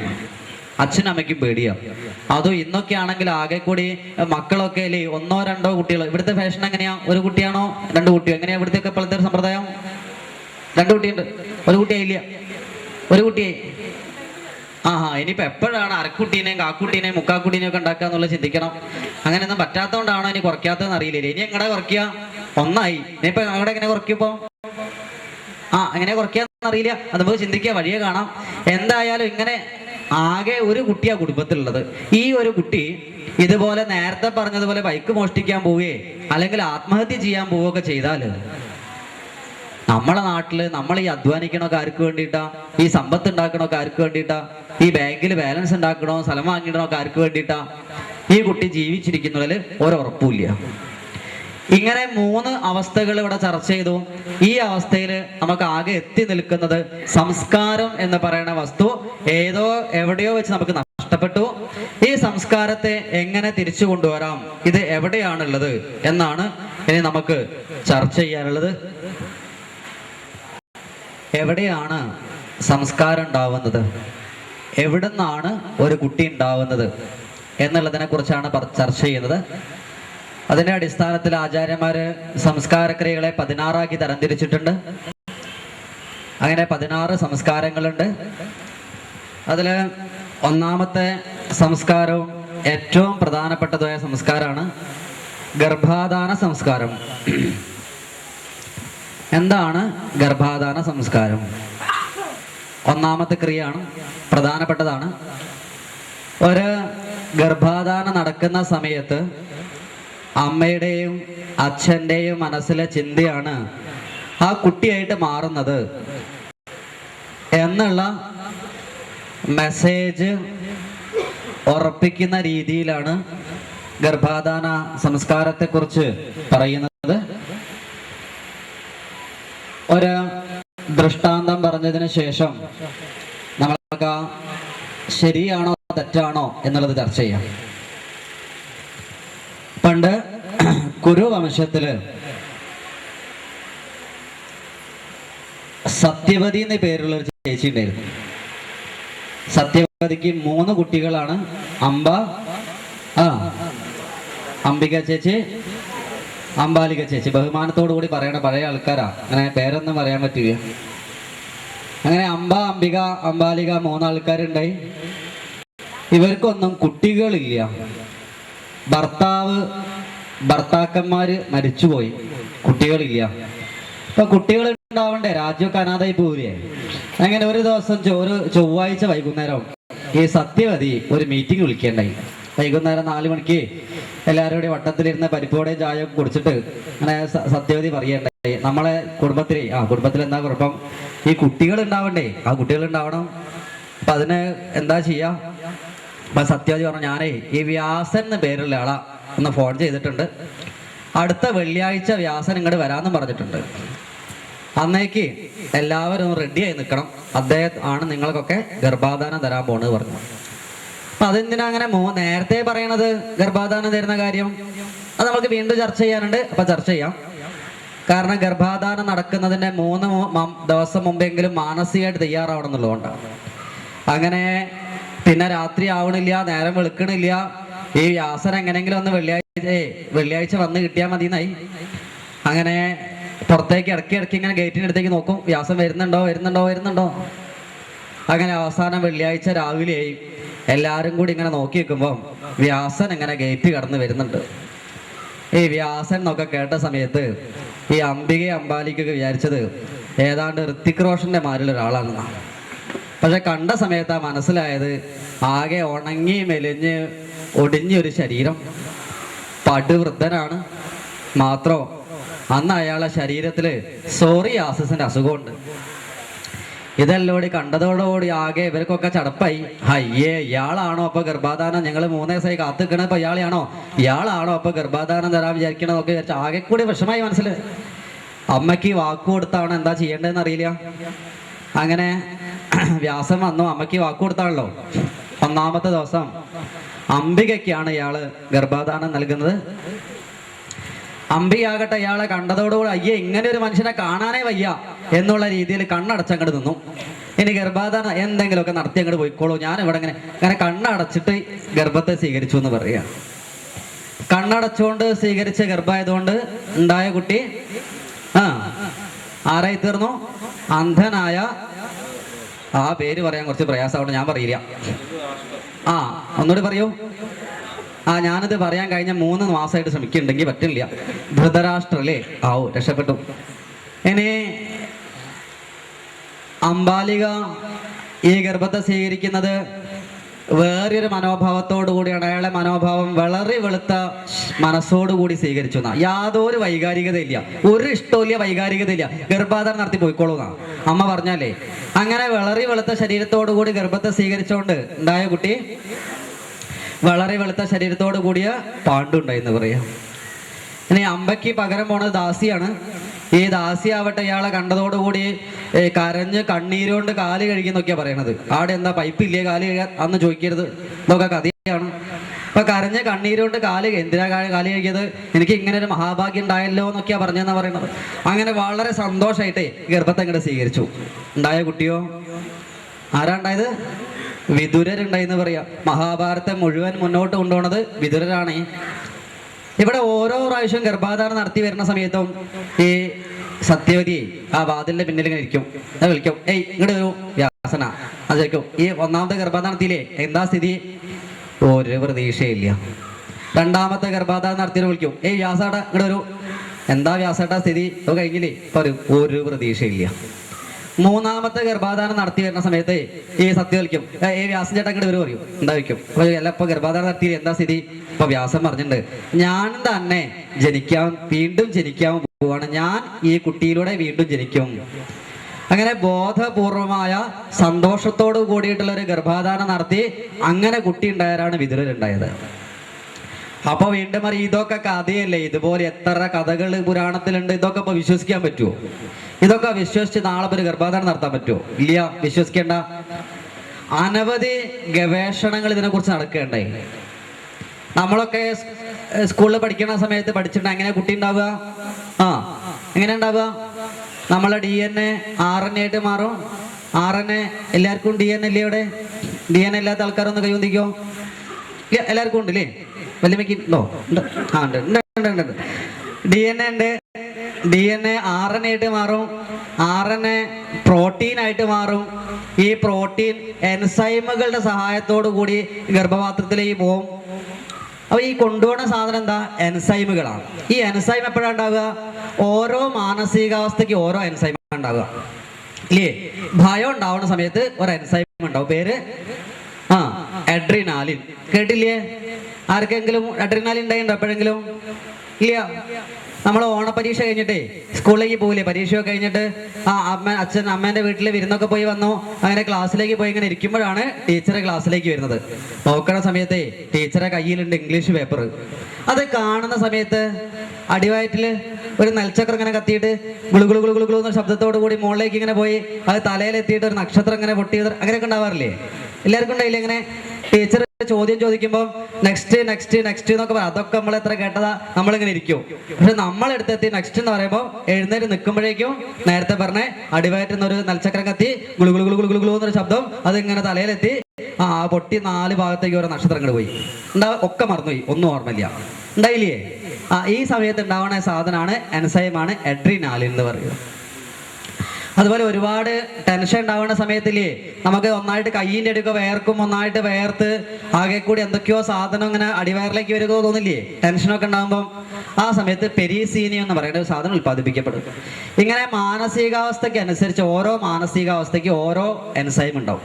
ഈ എൻസൈമാണ് പ്രോട്ടീനെ വയറ്റിലേക്ക് കൊണ്ടുപോകുന്നത്. ഈ കൊണ്ടുപോകുന്ന സമയത്ത് എന്ത് ചെയ്യും?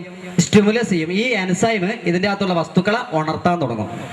അതാണ് ആ കുട്ടീൻ്റെ സ്വഭാവമായിട്ട് മാറുക. ഇതിന്റെ അടിസ്ഥാനത്തിൽ നമ്മളെ വിവാഹത്തെ 8 ആയിട്ട് തരംതിരിച്ചിട്ടുണ്ട്. 8 തരത്തിലുള്ള വിവാഹം ഉണ്ടാക്കിയത് ഈ കല്യാണത്തിന്റെ പ്രത്യേകത നോക്കിയിട്ടല്ല, വിവാഹം ഗർഭാധാനം നടത്തുന്ന സമയത്തുള്ള മാനസികാവസ്ഥ തന്നെ നോക്കിയിട്ടാണ് 8 തരത്തിലെ വിവാഹങ്ങളെ വ്യവസ്ഥ ചെയ്തിട്ടുള്ളത്. ഇതൊന്നും എഴുതാണെന്നില്ല, അവസാനം ചിലപ്പോൾ പുസ്തകം തരും. ഇവിടെ ആർഷം, ബ്രാഹ്മ്യം, ആർഷം, ദൈവം, പ്രാജാപത്യം, ഗാന്ധർവം, ആസുരം, രാക്ഷസം, പൈശാചികം എന്ന് പറയുന്ന 8 വിവാഹങ്ങളുണ്ട്. സാമാന്യനെ ചിന്തിക്കുന്ന സമയത്ത് എന്താണ് ബ്രാഹ്മ്യം? ബ്രാഹ്മ്യം എന്ന് പറഞ്ഞാല് ബ്രഹ്മചര്യമൊക്കെ പൂർത്തിയാക്കി യഥാവിധി തയ്യാറായി നിൽക്കുന്ന പറയാനുണ്ട്. അയാള് ഒരു വധുവിന്റെ സ്വഭാവ ഗുണം മാത്രം നോക്കിയിട്ട് വേറെ ഒന്നും നോക്കണില്ലേ? ഒരു വധു എന്ന സ്ഥലത്തുണ്ട്, നല്ല കുട്ടിയാട്ടോ, കേമാണ് ഈ കടലുണ്ടി ഭാഗത്തെ പഴഞ്ചനൂർ അമ്പലത്തിലെടുത്തൊരു കുട്ടിയുണ്ട്, ദിവസവും അമ്പലത്തിലൊക്കെ പോകും, നല്ല സംസ്കാരമുള്ള കുട്ടിയാട്ടോ, എന്താ ഒരു വിനയം, അങ്ങനെയൊക്കെ പറഞ്ഞു. അങ്ങനെ കേമായിട്ടൊരു കുട്ടി ഉണ്ടെന്ന് മനസ്സിലാക്കിയാല് ഇവിടെ വന്ന് കുട്ടീന്റെ സ്വഭാവ ഗുണം മാത്രം നോക്കിയിട്ട് കല്യാണം കഴിക്കും. അങ്ങനെ വളരെ സംതൃപ്തിയോടുകൂടി കല്യാണം കഴിച്ച് ഉണ്ടാവുന്ന കുട്ടികളുണ്ട്. അവരെ ക്വാളിറ്റിയെ കുറിച്ച് പറഞ്ഞിട്ടുണ്ട്. അവരെ ക്വാളിറ്റി എന്താ? അവരാണ് നിയമനിർമ്മാണം നടത്തുക, ജഡ്ജിമാരാകുക തുടങ്ങിയ ക്വാളിറ്റി അവർക്കുണ്ടാവും. ബ്രാഹ്മ്യം. അടുത്ത വിവാഹമാണ് ദൈവം. ദൈവം എന്ന് പറഞ്ഞാലോ വലിയ വലിയ യാഗങ്ങളൊക്കെ നടത്തിയ അവസാനേ ഈ യാഗം നടത്തിയ ആൾക്ക് മകളെ കല്യാണം കഴിച്ചു കൊടുക്കും. ഈ കല്യാണം കഴിച്ചു കൊടുക്കുന്ന സമയത്ത് നമ്മൾ എവിടെയോ കണ്ടിട്ടുണ്ടല്ലോ. ഇത് എവിടെയാ കണ്ടത്? പറയോ? വൈശാലിയിൽ കണ്ടില്ലേ എല്ലാവരും? സിനിമയൊന്നും കാണില്ലേ, വെറും ആധ്യാത്മിക പ്രഭാഷണം കേട്ട് കിടക്കല. അങ്ങനെയൊന്നും പോരട്ടോ, ധാരാളം സിനിമയൊക്കെ കാണണം, അപ്പോഴേ വിവരമൊക്കെ ഉണ്ടാവും. അങ്ങനെ കല്യാണം കഴിച്ചേ യാഗം നടത്തിയ ആൾക്ക് മകളെ കല്യാണം കഴിച്ചു കൊടുക്കും. അതിന്റെ പേര് അങ്ങനെ ഉണ്ടാവണേ കുട്ടികൾ ഉണ്ടാവില്ലേ, അവരെ ഗുണം എന്താ? അവർക്കാണ് യാഗം ചെയ്യാനുള്ള ക്വാളിറ്റി ഉണ്ടാവുക. വലിയ വലിയ യാഗങ്ങളൊക്കെ നടത്താനുള്ള ക്വാളിറ്റി അവർക്ക് ഉണ്ടാവും എന്ന് പറയാം. ഇപ്പൊ ബ്രാഹ്മ്യം, ദൈവം, ആർഷം എന്ന് പറഞ്ഞാലോ, ആർഷം എന്ന് പറഞ്ഞാലേ ഇങ്ങനെ ഒരാൾ നടന്നു പോണ സമയത്ത് നല്ലൊരു വരനെ കണ്ടാല് വീട്ടിലേക്ക് വിളിച്ചെത്തി കൊണ്ടുവരും. എന്നിട്ട് മകളെ അങ്ങോട്ട് കൊടുക്കും, കന്യാദാനം എന്ന് പറയും. എന്റെ കന്യാം കനക സമ്പന്നാം സർവ ആഭരണഭൂഷിതാം ഭാസ്വാമി വിഷ്ണുവേത്തുഭ്യം ബ്രഹ്മലോക ചികിത്സയാന്നൊക്കെ പറഞ്ഞിട്ട് ഈ മകളെ അങ്ങോട്ട് കന്യാദാനം കൊടുക്കും. ഒരു കന്യാദാനം നടത്തിയാലേ 10 അശ്വമേധ യാഗം ചെയ്ത ഫല. അതുകൊണ്ട് പണ്ടൊക്കെ പെൺകുട്ടികൾ ഉണ്ടാവുന്നത് വരെ പ്രസവിക്കും. എത്ര ആൺകുട്ടി ഉണ്ടായാലും സന്തോഷമാവില്ല. കാരണം എത്ര പെൺകുട്ടികളെ കന്യാദാനം നൽകുന്നോ അത്രയും പുണ്യം ഉണ്ടാവും. 10 അശ്വമേധ യാഗം ചെയ്ത ഫലമാണ് ഒരു പെൺകുട്ടീനെ വളർത്തി വലുതാക്കി കന്യാദാനം നൽകിയുണ്ടാവുക. എന്തൊരു വലിയ ഉദാത്തമായ ഒരു സങ്കല്പം നോക്കൂ.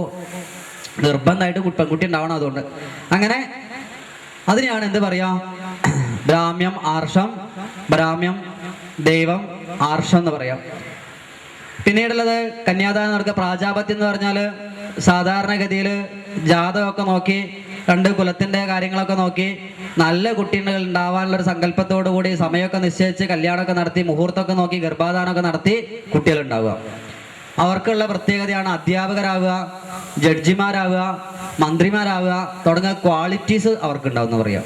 അല്ലാതെ ഈ എവിടുന്നോ അങ്ങനെ ഏതൊക്കെയോ ചില സംവരണത്തിലൊക്കെ പെട്ട് എങ്ങനെയൊക്കെയോ പരീക്ഷയൊക്കെ പാസ്സായി തോറ്റിലൊക്കെ എങ്ങനെയൊക്കെയോ സംവരണത്തിൽ കൂടെ ഒക്കെ കയറി മോളെത്തുന്ന ആൾക്കാർക്കൊന്നും ഈ ക്വാളിറ്റി ഉണ്ടാവില്ല. ഇതൊക്കെ ഈ സമയത്ത് ഉണ്ടാകുന്ന ക്വാളിറ്റിയാണ്. അതുകൊണ്ട് നമ്മളെ നാടൊക്കെ നശിക്കാനുള്ള കാരണം. ഞാൻ കൂടുതലൊന്നും പറഞ്ഞിട്ടില്ലേ, ആളെൻ്റെ വീട്ടിൽ വന്നിട്ട് കാര്യമില്ല. ഞാൻ പറഞ്ഞത് ക്വാളിറ്റി ഉണ്ടാവുന്നത് ഗർഭാധാന സമയത്തുള്ള ചിന്തകൾക്കനുസരിച്ചാന്ന് മാത്രമേ ഉള്ളൂ. ഇതിനെ തെറ്റായി വ്യാഖ്യാനിക്കരുത്. അങ്ങനെ ദാസേട്ടനും വിനോദനും ശ്രദ്ധിക്കാൻ എൻ്റെ അഡ്രസ്സ് ചോദിച്ചാൽ പറഞ്ഞു കൊടുക്കരുത്. അങ്ങനെ 4 വിവാഹങ്ങൾ കഴിഞ്ഞാൽ അടുത്ത വിവാഹമാണ് ഗാന്ധർവം. ബ്രാഹ്മ്യം, ദൈവം, ആർഷം, പ്രാജാപത്യം ഒക്കെ ഉണ്ടാവുന്ന കുട്ടികൾ നല്ല കുട്ടികളായിരിക്കും. അടുത്ത വിവാഹമാണ് ഗാന്ധർവം. എന്താ ഗാന്ധർവത്തിന്റെ പ്രത്യേകത? കാലം സമയവും ഒന്നും നോക്കാതെ, അച്ഛനമ്മേന്റെ അനുഗ്രഹം ഉണ്ടോ ഇഷ്ടമുണ്ടോ ഒന്നും നോക്കാതെ പരസ്പരം തോന്നുന്ന ഇഷ്ടത്തിന്റെ പേരിൽ ഉടനെ ഗർഭാധാനം നടത്തിക്കളയാം. അവിടെ കാലവും പ്രായം ഒന്നും നോക്കില്ല. ഭർത്താവ് ഇയാൾക്കത്ര പറയാണ്ട് ഒന്നുമില്ല. ഒരാളെ കണ്ടു, അന്നേരം കുറെ വൈകാരികമായ ഒരു സെക്ഷുവൽ ഇമ്പാക്ട് മനസ്സിലുണ്ടായി, ഉടനെ അങ്ങോട്ട് കല്യാണം കഴിച്ചു. രണ്ടാൾക്കും തോന്നിയിട്ടാവാം തോന്നാണ്ടാവാം. അങ്ങനെ കല്യാണം കഴിച്ചാൽ ഉണ്ടാവുന്ന കുട്ടികൾ ഉണ്ടാവും. ആ കുട്ടികളെ ക്വാളിറ്റി എന്താണെന്നറിയോ? അവര് സ്വന്തം ഇഷ്ടത്തിന് സ്വന്തം കാര്യം നടക്കുന്നതിന് വേണ്ടി എന്തും ചെയ്യുന്നവരായി തീരും. 100% സ്വാർത്ഥന്മാരായി തീരുന്ന പറയാം. അവരും പ്രത്യേകിച്ച് ലൈംഗിക ചോദനകൾ കൂടുതലുള്ളവരായി തീരുന്ന പറയാം.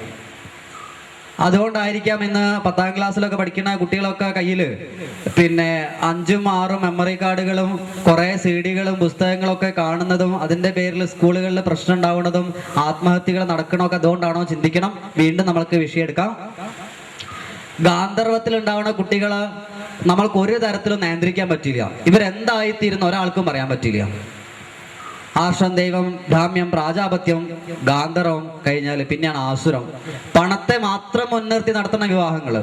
എൻ്റെ മകളെ നിങ്ങൾ കല്യാണം കഴിക്കോ, ഞാൻ എത്ര പൈസ തരാം, 10 ലക്ഷം റുപ്യ തരാം, ഒരു ലോഡ് മണൽ തരാം എന്നൊക്കെ പറഞ്ഞിട്ട് കല്യാണം കഴിക്കാം. ഇല്ലേ, നാട്ടിലെ ഏറ്റവും മൂല്യമുള്ള വസ്തുക്കളാണല്ലോ കൊടുക്കുക. അങ്ങനെയൊക്കെ കല്യാണം കഴിച്ചിട്ട് പണത്തെ മുൻനിർത്തി നടത്തുന്ന വിവാഹങ്ങള്. അതിലെ കുട്ടികളുണ്ടായാൽ ആ കുട്ടികള് പണത്തിന് വേണ്ടി എന്തും ചെയ്യുന്നവരായി തീരുന്നവര്. 10 ഉറുപ്പ്യ കിട്ടുന്നതാണ് എന്തും ചെയ്യും. അണക്ക് എന്തൊക്കുന്ന ഇല്ലേ, എങ്ങനെയൊക്കെ നമ്മുടെ നാട്ടില് ഒരാൾ ജോലിക്ക് എനിക്ക് എന്താ കിട്ടാന്നൊക്കെ ചോദിക്കാം. അപ്പൊ പണത്തിന് വേണ്ടി എന്തും ചെയ്യുന്നവരായി തീരുന്നു പറയാം. അടുത്ത വിവാഹമാണ് രാക്ഷസം. യുദ്ധമൊക്കെ നടത്തിയിട്ട് കട്ടുണ്ടോയിട്ടോ യുദ്ധം ചെയ്തിട്ടോ പെൺകുട്ടിയുടെ ഇഷ്ടം ലെവലേഷൻ നോക്കാതെ ഗർഭാധാനം നടത്തുക. അതിലുണ്ടാവുന്ന കുട്ടികൾ രാക്ഷസന്മാരായി തീരുന്നു പറയാം. അല്ലെ, കല്യാണമൊക്കെ കഴിച്ചാല് ആദ്യം തന്നെ ഭാര്യ ഭർത്താവോട് എടുക്കുന്ന ഒരു തീരുമാനമുണ്ട്. എന്താ തീരുമാനം എടുക്കുക? അടുത്ത 10 കൊല്ലത്തേക്ക് 10 കൊല്ലത്തേക്ക് കുട്ടികള് അങ്ങനെ തീരുമാനം എടുക്കും. അതിപ്പോ ചിന്തിക്കാം, ഇവിടെ ഒരുമിച്ച് തീരുമാനം എടുത്തു ഉറപ്പില്ല. ഭർത്താവിന് വലിയ മോഹം ഉണ്ടായി കുട്ടി ഉണ്ടാവണം എന്ന്. ഭാര്യയ്ക്ക് അവിടെ കുട്ടീനാവണ തീരെ ഇഷ്ടം ഉണ്ടായില്ല. അങ്ങനെ ഞാൻ വിചാരിക്കാം, അങ്ങനെ ഭാര്യ പറഞ്ഞെങ്കിൽ 10 കൊല്ലത്തേക്ക് ആ MSc പഠിക്കുകയാണ്, ഇത് കഴിഞ്ഞ് ജോലി കിട്ടി PhD ഒക്കെ ചെയ്ത് അങ്ങനെ ഒരു 36 വയസ്സാകുമ്പോൾ കുട്ടി ഉണ്ടായാൽ മതി ഒക്കെ പറഞ്ഞ് അങ്ങനെ നിൽക്കുക. ഭർത്താവിനാവട്ടെ ഇതാ അമ്മയ്ക്ക് വയസ്സായി, അമ്മേന്റെ ആഗ്രഹമാണ് കുട്ടീനെ ചെറിയ കുട്ടീനെ ലാളിക്കണം എന്നുള്ളത് അല്ലേ. ഇപ്പൊ നമുക്ക് കുട്ടികളുണ്ടായാല് കുട്ടികളൊക്കെ അച്ഛനും അമ്മയൊക്കെ നോക്കിക്കോളും, അവരൊക്കെ മരിച്ചു പോയാൽ പിന്നെ കുട്ടികളെ ആരാ നോക്കുക, ഇവർക്കൊക്കെ ആഗ്രഹം ഉണ്ടാവില്ലേ. അതുകൊണ്ട് എനിക്ക് ഇക്കൊല്ലം തന്നെ കുട്ടി ഉണ്ടാവണമെന്ന് ഭർത്താവിന് ആഗ്രഹം. 30 കൊല്ലം കഴിഞ്ഞല്ല 10 കൊല്ലം കഴിഞ്ഞിട്ട് മതി ഇത് ഭാര്യയ്ക്ക്. ഇങ്ങനെ ഒരു കുടുംബം ഉണ്ടായാൽ എന്താ ചെയ്യാം? അവസാനം എങ്ങനെയൊക്കെയോ ഭാര്യയ്ക്ക് ഇഷ്ടമില്ലാതെ ഒരു കുട്ടി ഉണ്ടായിരിക്കാം. അങ്ങനെ പെൺകുട്ടിയുടെ ഇഷ്ടമില്ലാതെ ഉണ്ടാവുന്ന കുട്ടികളെ സ്വഭാവമാണ് പറഞ്ഞത് എന്തായിത്തീരും? രാക്ഷസന്മാരെ സ്വഭാവമുള്ള കുട്ടിയായി തീർന്ന് പറയാം. ഒരൊറ്റ ആളോട് അറ്റാച്ച്മെന്റ് ഉണ്ടാവില്ല, സകലവും നശിപ്പിക്കുന്ന പ്രകൃതം ഉണ്ടാവുക, അറ്റാച്ച്മെന്റേ ഉണ്ടാവില്ല. പെൺകുട്ടിക്ക് ഇഷ്ടമില്ലാതെ ഗർഭത്തെ അടിച്ചേൽപ്പിക്കുന്ന സമയത്ത് ഉണ്ടാവുന്ന കുട്ടികളുടെ സ്വഭാവമാണ് പറഞ്ഞത്. ഇനി അവസാനത്തെ വിവാഹമാണ് പൈശാചികം എന്ന് പറയും. തട്ടി കൊണ്ടുപോയിട്ട് മയക്കുമരുന്ന് കൊടുത്തിട്ട് ബലാത്കാരായിട്ട് ഒക്കെ കുട്ടികൾ ഗർഭാധാനം നടത്തുക. ഉണ്ടാവുന്ന കുട്ടികൾ പിശാചിന് തുല്യായിരിക്കും എന്ന് പറയാം. ആ ദേശത്തേക്ക് അതുപോലത്തെ ഒരൊറ്റ ആള് മതി, ഒരു നാട് കുട്ടിച്ചോറാക്കാൻ വേറെ ആരും വേണ്ട. അങ്ങനെ നശീകരണ പിശാചിന്റെ സ്വഭാവമുള്ള ആളായിത്തീരുന്നു പറയാം. ഇതൊക്കെ ഗർഭാധാനം നടത്തുന്ന സമയത്തുള്ള ചിന്തകൾക്കനുസരിച്ചുണ്ടാവുന്ന കുട്ടികളുടെ സ്വഭാവമാണ് പറഞ്ഞത്. അതുകൊണ്ടാണ് ഇവിടെ ഗർഭാധാന സംസ്കാരം വളരെ പ്രധാനപ്പെട്ട സംസ്കാരമാണെന്നും ഇവിടെ ആചാര്യന്മാർ നിർദ്ദേശിച്ചു. 2 ഉപനിഷത്തുകൾ നമുക്കുണ്ട്, ഗർഭോപനിഷത്തും ബൃഹദാരണ്യകോപനിഷത്തും. ഇതിൽ 2ലും പറയുന്നുണ്ട് എങ്ങനത്തെ കുട്ടിയാണ് വേണ്ടതെന്ന് ആദ്യം തീരുമാനിക്കണം. എനിക്ക് എൻട്രൻസ് പരീക്ഷ കഴിഞ്ഞിട്ട് കുട്ടീനെ വിളിച്ചിട്ട് ഡോക്ടർ ആവണോ എഞ്ചിനീയർ ആവണോ ഒരു കാര്യമില്ല.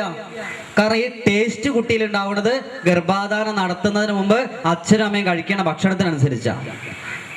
ബൃഹദാരണ്യകോപനിഷത്ത് നിങ്ങളോട് ചോദിക്കുന്നുണ്ട് നിങ്ങൾക്ക് ഏത് തരത്തിലുള്ള കുട്ടിയാണ് വേണ്ടതെന്ന്. വേദത്തിലെ പ്രഗത്ഭനായ കുട്ടി വേണോ? ഋഗ്വേദത്തിൽ പ്രഗത്ഭനായ കുട്ടി വേണോ? എന്ത് ചെയ്യുക? യജുർവേദത്തിൽ പ്രഗത്ഭനായ കുട്ടി വേണോ? നിങ്ങൾ എന്ത് ചെയ്യണം? അതുപോലെ തന്നെ ചുവന്ന കണ്ണുകളോട് കൂടിയവനും കറുത്ത ശരീരമുള്ളവനും ക്രൂര സ്വഭാവമുള്ള കുട്ടി വേണോ? നിങ്ങൾ എന്ത് ചെയ്യണം? നിങ്ങൾ എന്ത് ഭക്ഷണം കഴിക്കണം എന്ന് ചോദിക്കുന്നുണ്ട്. അപ്പൊ പറയണോ, പാട കളഞ്ഞ പാല് ചോറിൽ കഴിച്ചു കഴിഞ്ഞാല് ബ്രാഹ്മണത്തുള്ള കുട്ടി ഉണ്ടാവും, എരിവ് ഒരുപാട് കഴിച്ചാല് രജോ ഗുണമുള്ള കുട്ടി ഉണ്ടാവും. അങ്ങനെ ഞാൻ ഇന്ന് കഴിക്കുന്ന ഭക്ഷണമാണ് 7 ദിവസം കഴിഞ്ഞാല് എന്റെ ശുക്ലായിട്ട് മാറുന്നത്. ഈ ശുക്ലാണ് എൻ്റെ ഭാര്യയുടെ ഗർഭപാത്രത്തിൽ ഒരു കുട്ടി ഉണ്ടാവുന്നത്. അപ്പൊ ഞാൻ കഴിക്കുന്ന ഭക്ഷണമാണ് എൻ്റെ കുട്ടിയായിട്ട് മാറുന്നത്. അപ്പൊ നേരത്തെ സത്യവതി ചൊവ്വാഴ്ച മീറ്റിംഗ് വിളിച്ച എന്തിനാ? വെള്ളിയാഴ്ച ഗർഭാധാനമുള്ളതിന് അടുത്ത 3 ദിവസേ ഭക്ഷണമൊക്കെ ഒന്ന് ശ്രദ്ധിച്ചോളൂ, അല്ലാണ്ട് മുരിങ്ങാക്കായ ഒന്നും കഴിക്കണ്ടെന്നാ പറഞ്ഞത്. സാത്വിക ആഹാരമൊക്കെ കഴിച്ചോളൂ, ഏത് കുട്ടിയാണ് ഉണ്ടാവേണ്ട ചായ അനുസരിച്ചുള്ള ഭക്ഷണമൊക്കെ കഴിച്ചോളൂ എന്നാ പറഞ്ഞത്. അപ്പൊ അത് ഇവിടെ ഭക്ഷണം കഴിക്കുന്നതിനനുസരിച്ച് ആ സ്വഭാവമുള്ള കുട്ടി ഉണ്ടായിത്തീരുന്ന് അറിയാൻ വേണ്ടിയിട്ടാണ്. ഇവിടെ ആചാര്യന്മാര് പറയുന്നുണ്ട് ഗർഭാധാനം നടത്താൻ നിശ്ചയിച്ചാല് 1 മാസമെങ്കിലും നിങ്ങൾ ഭക്ഷണമൊക്കെ ശ്രദ്ധിക്കുക, പച്ചക്കറി മാത്രം കഴിക്കുക, പഴവർഗ്ഗങ്ങൾ മാത്രം കഴിക്കുക. ഉറപ്പാണ് ഉണ്ടാവണ കുട്ടി ജീവിതകാലം അയാൾ 1 വയസ്സ് മുതൽ 120 വയസ്സ് വരെ ഒരു അസുഖമില്ലാത്ത കുട്ടിയായിരിക്കും. അതുപോലെ ബ്രാഹ്മണന്റെ സ്വഭാവമുള്ള കുട്ടിയായിരിക്കും, ബ്രാഹ്മണ്യം ഉണ്ടാവും. 1 മാസം നിങ്ങൾ പച്ചക്കറി മാത്രം കഴിച്ച് മുഹൂർത്തം നിശ്ചയിച്ച് ഗർഭാധാനം നടത്തിയാൽ. ഈ ഗർഭാധാനത്തിന്റെ ക്രിയയിൽ കുറെ കാര്യങ്ങൾ പറയുന്നുണ്ട്, മുഴുവൻ പറയാൻ സമയമില്ല ഇവിടെ. കാരണം ആ ഒരു സംസ്കാരം മാത്രം പറഞ്ഞിരുന്നാൽ പോരല്ലോ, ബാക്കി 15 ബാക്കിയില്ലേ. അതുകൊണ്ട് സൂചന പ്രത്യേക സാമാന്യ പരിചയം എന്ന് ബ്രാക്കറ്റിൽ എഴുതി കണ്ടു. അതുകൊണ്ട് സാമാന്യ പരിചയപ്പെടുത്തുകയുള്ളൂ. ഏതൊക്കെ ദിവസം ഗർഭാധാനം അല്ലെ രജസ്വലി കഴിഞ്ഞാല് ഏതൊക്കെ ദിവസം ഗർഭാധാനം നടത്തിയ ഏത് തരത്തിലുള്ള കുട്ടി ഉണ്ടാവുന്നൊക്കെ ആചാര്യന്മാര് പറഞ്ഞിട്ടുണ്ട്. അതൊക്കെ എനിക്കറിയാം, അതൊന്നും ഞാൻ അവിടെ പറഞ്ഞില്ല. 1-ാം ദിവസം ഗർഭാധാനം നടത്തിയത് ഏത് കുട്ടി ഉണ്ടാവും, 2-ാം ദിവസം ഗർഭാധാനം നടത്തിയ എങ്ങനത്തെ കുട്ടി ഉണ്ടാവും, 3-ാം ദിവസം ഗർഭാധാനം നടത്തിയ എങ്ങനത്തെ കുട്ടി ഉണ്ടാവും, ആൺകുട്ടി ഉണ്ടാവാനപ്പം ഗർഭാധാനം നടത്തണം, പെൺകുട്ടി ഉണ്ടാവാനപ്പം നടത്തണം, ഏതൊക്കെ നക്ഷത്രത്തിൽ ഗർഭാധാനം നടത്താം, ഏതൊക്കെ തിഥിയിൽ നടത്താം, അമാവാസിക്കോ പൗർണമിക്കോ അഷ്ടമിക്കോ ഗ്രഹണമുള്ള സമയത്തോ ചന്ദ്രഗ്രഹണത്തിന്റെ സമയത്തോ കുട്ടി ഗർഭാധാനം നടത്താൻ പാടില്ല. അതിൽ ഗർഭാധാനം നടത്തി കഴിഞ്ഞാൽ ക്രൂരനായ കള്ളനായ കുട്ടി ഉണ്ടാവും, അയാളെ സ്വഭാവം കള്ളത്തിലുള്ള കുട്ടി ഉണ്ടാവും, അത് ഭീകരനായി തീരാം, ഭീകര സ്വഭാവമുള്ള കുട്ടി ഉണ്ടായിത്തീരും. ഗ്രഹണത്തിന് ഗർഭാധാനം നടത്തിയാൽ ഭീകരത്തുള്ള കുട്ടി ഉണ്ടായിത്തീരും ഒക്കെ പറഞ്ഞിട്ടുണ്ട്. ഇതൊക്കെ ഏതൊക്കെ ദിവസം ഏതൊക്കെ നക്ഷത്രത്തിൽ കുട്ടി ജനിച്ച നക്ഷത്രം നോക്കിയിട്ടല്ല അവന്റെ വിധി നിശ്ചയിക്കുക, ഗർഭാധാനം നടത്തുന്ന സമയത്തുള്ള മുഹൂർത്തം നോക്കിയിട്ടാണ്. അപ്പൊ നിങ്ങൾക്ക് എങ്ങനത്തെ കുട്ടീനെയാ വേണ്ടത് ആദ്യം തീരുമാനിക്കൂ. ഒരു പേപ്പറിൽ എഴുതി തരും, എനിക്ക് ഇന്ന സ്വഭാവമുള്ള കുട്ടി ഉണ്ടായി തരണം, ആ പേപ്പർ എനിക്ക് തരൂ, ഞാൻ പറഞ്ഞു തരാം നിങ്ങൾ ഏത് സമയം ഗർഭാധാനം നടത്തണം, ഏത് ഋതുവില് ഗർഭാധാനം നടത്തണം. ഈ നോക്കൂ, ലോകത്തുള്ള സകല ജീവികൾക്കും ഗർഭാധാനം നടത്താൻ ഒരു സമയമുണ്ട്. ഈ കന്നി മാസത്തിൽ മാത്രമേ നായ്ക്കൾ ഇണചേരൂ. ഇനി കുംഭത്തിലും മീനത്തിലൊക്കെ നായ്ക്കൾ എല്ലാവരും കൂടി ഇവിടെ തിരുവനന്തപുരത്തേക്ക് ടൂർ പോയാലൊന്നും പേടിക്കാനില്ല. എവിടെ വേണമെങ്കിൽ പറഞ്ഞാൽ ഒരു കുഴപ്പവും സംഭവിക്കാൻ പോകില്ല. കാരണം ഈ ഒരു സമയത്ത് മാത്രമേ ഇവർക്ക് ഇങ്ങനെ ഒരു ചിന്ത ഉണ്ടാവും. അപ്പോഴേ ഗർഭാധാനം ഈ മനുഷ്യന്മാരുടെ കാര്യത്തിൽ മാത്രം ഭയങ്കര പ്രത്യേകതയാണ്. 365 ദിവസം 24 മണിക്കൂർ നമ്മൾ ഇതിന് തയ്യാറാണ്. അതുകൊണ്ട് ഈ അപകടങ്ങളൊക്കെ ഉണ്ടാവുന്നുണ്ട്. അതുകൊണ്ടാണ് നായിന്റെ കൂട്ടത്തില് ഒരു പശുവിന്റെ സ്വഭാവമുള്ള നായ ഉണ്ടാവുമോ? ഇല്ല. നായ്ക്കളുടെ കൂട്ടത്തിൽ നായിന്റെ സ്വഭാവമുള്ള നായ മാത്രമേ ഉണ്ടാവൂ. മനുഷ്യന്മാരുടെ കൂട്ടത്തിൽ ഒരുപാട് നായ്ക്കളുടെ സ്വഭാവമുള്ള ആൾക്കാരുണ്ടാവുന്നുണ്ട്, അത് വേറെ. അതല്ലാതെ അവരെ കൂട്ടത്തിൽ അങ്ങനെ ഉണ്ടാവുള്ളൂ. അത് ഓരോ ജീവിക്കും ഗർഭാധാനം നടത്താൻ അതാത് സമയം നിശ്ചയിച്ചതുകൊണ്ടാണ്. ശരി, സാമാന്യ പരിചയം ആയതുകൊണ്ട് കൂടുതൽ പറയണില്ല. അപ്പൊ എന്തൊക്കെ ഭക്ഷണം കഴിക്കണം, കഴിക്കാൻ പാടില്ല എന്നൊക്കെ വ്യവസ്ഥ ചെയ്തിട്ടുണ്ട്. അതൊക്കെ ഞാൻ പിന്നീട് സ്വകാര്യമായിട്ട് പറഞ്ഞുതരാം. പബ്ലിക്കായിട്ട് തുറക്കി പറയാൻ പറ്റും. ഇപ്പൊ ഗർഭാധാന സംസ്കാരത്തെ കുറിച്ച് സാമാന്യം ഇത്രയും ചിന്തിച്ചാ പോരെ? അടുത്ത സംസ്കാരത്തിലേക്ക് പോയിക്കൂടെ? നിങ്ങളെ സമൂഹത്തോട് കൂടിയിട്ട് പോവാം. അല്ല, ഇത് തന്നെ കുറച്ചുകൂടി പറയണം. എന്താ അഭിപ്രായം? പോരെ?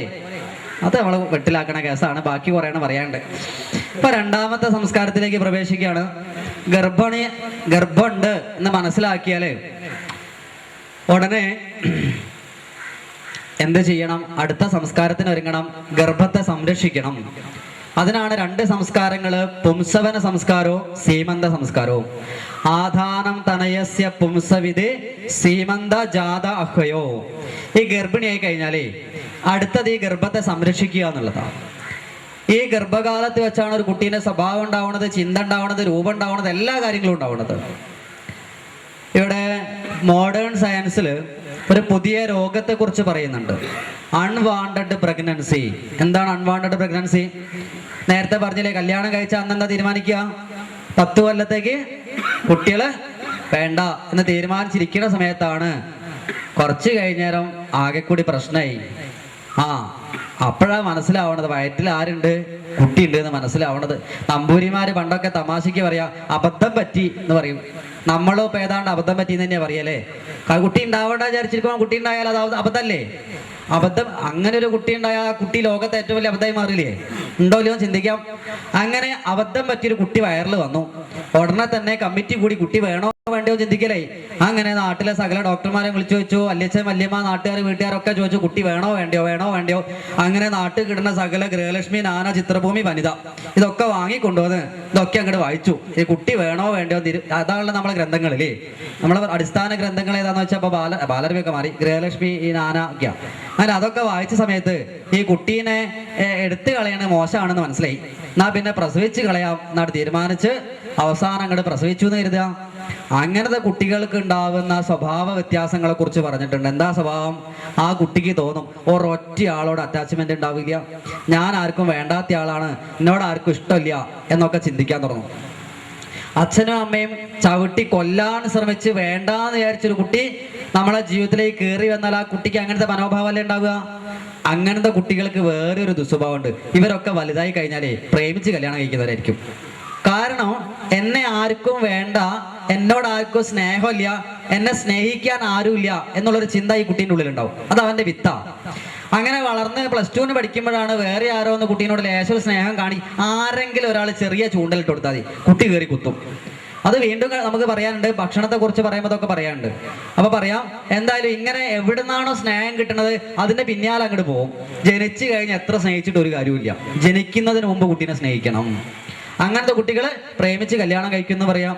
ഈ പ്രേമിച്ച് കല്യാണം കഴിക്കുന്ന മുഴുവൻ ആൾക്കാർ ഇങ്ങനെയുള്ള ആൾക്കാരാന്ന് ഞാൻ പറഞ്ഞിട്ടില്ല. ശരി, അങ്ങനെ നമ്മൾ ചിന്തിച്ചു നോക്കുക. ഇന്ന് വൈകുന്നേരം 6:30 നമ്മളെല്ലാവരും കൂടി വീട്ടിലിരുന്നിട്ട് പാരിജാതം കാണുകയാണ് വിചാരിക്കാം. അങ്ങനെ കാണുന്ന സമയത്താണ് അടുത്ത വീട്ടിലെ വേലായുധേട്ടൻ മോളെ കല്യാണം ക്ഷണിക്കാൻ വേണ്ടി വീട്ടിലേക്ക് വരുന്നത്. അങ്ങനെ വേലായുധൻ ബെല്ലടിച്ചു, ക്രീം ക്രീം. അങ്ങനെ വേഗം പോയി തുറന്നു നോക്കിയാൽ വേലായുധേട്ടനാ. നമ്മൾ പാരിജാതം കാണുകയാണേ.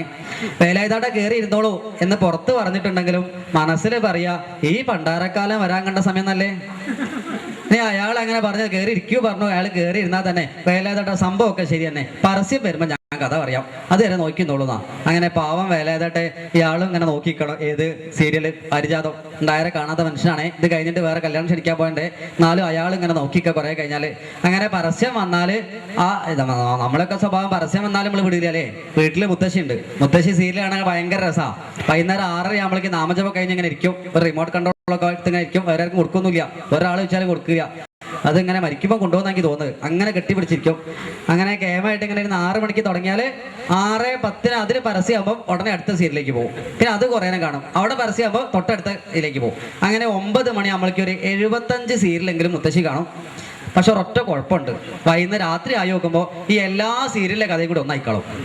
ആദ്യത്തെ സീരിയലിലെ നായകനെയും അവസാനത്തെ സീരിയലിന്റെ നായകനെയും കൂടി കല്യാണം കഴിപ്പിച്ചാളും. എന്നിട്ട് അവസാനം എങ്ങനെ ഇരിക്കും ഇതൊന്നും മനസ്സിലാവാണ്ട് അല്ലേ. അങ്ങനെ മുത്തശ്ശിമാരൊക്കെ ധാരാളുണ്ട്. എന്തായാലും ഇവിടെ വേലായുധേട്ടൻ വന്ന സമയത്ത് ഈ പരസ്യം വരുമ്പോൾ വേറൊരു സ്ഥലത്തേക്ക് പോകാൻ ഇല്ലെങ്കിൽ ഉടനെ വേലായുധോണ്ട് എന്തിനാ വന്നത്, ഇപ്പൊ കല്യാണം ക്ഷണിക്കാനാണ്. വേലായുധേട്ടന്റെ മാനസികാവസ്ഥ എന്തായിരിക്കും? ഇവിടെ വരണ്ടിയിരുന്നില്ല, ഞായമ കല്യാണത്തിൽ വന്നില്ല എന്നറിയില്ലായിരുന്നു, ഇവിടെ വരണ്ടായിരുന്നു അല്ലേ. നമ്മൾക്കും തോന്നിയില്ല ഇയാളിപ്പോ വരണ്ടാന്ന്. ആ വേലായുധേട്ടന്റെ മാനസികാവസ്ഥ ഈ ജനിക്കണ കുട്ടിക്ക് ഉണ്ടാവില്ലേ? വരണ്ടാന്ന് വിചാരിക്കണ ഒരാളെ സ്ഥലത്തേക്ക് കയറി ചെന്നാ ഉണ്ടാവണേ ഇല്ലേ? ഉണ്ടാവില്ലേ? ഉണ്ടാവില്ല. എന്തെങ്കിലുമൊക്കെ മറുപടി പറഞ്ഞോട്. ഒരു മനുഷ്യൻ ഇവിടെ അന്നിങ്ങനെ പറയല്ലേ.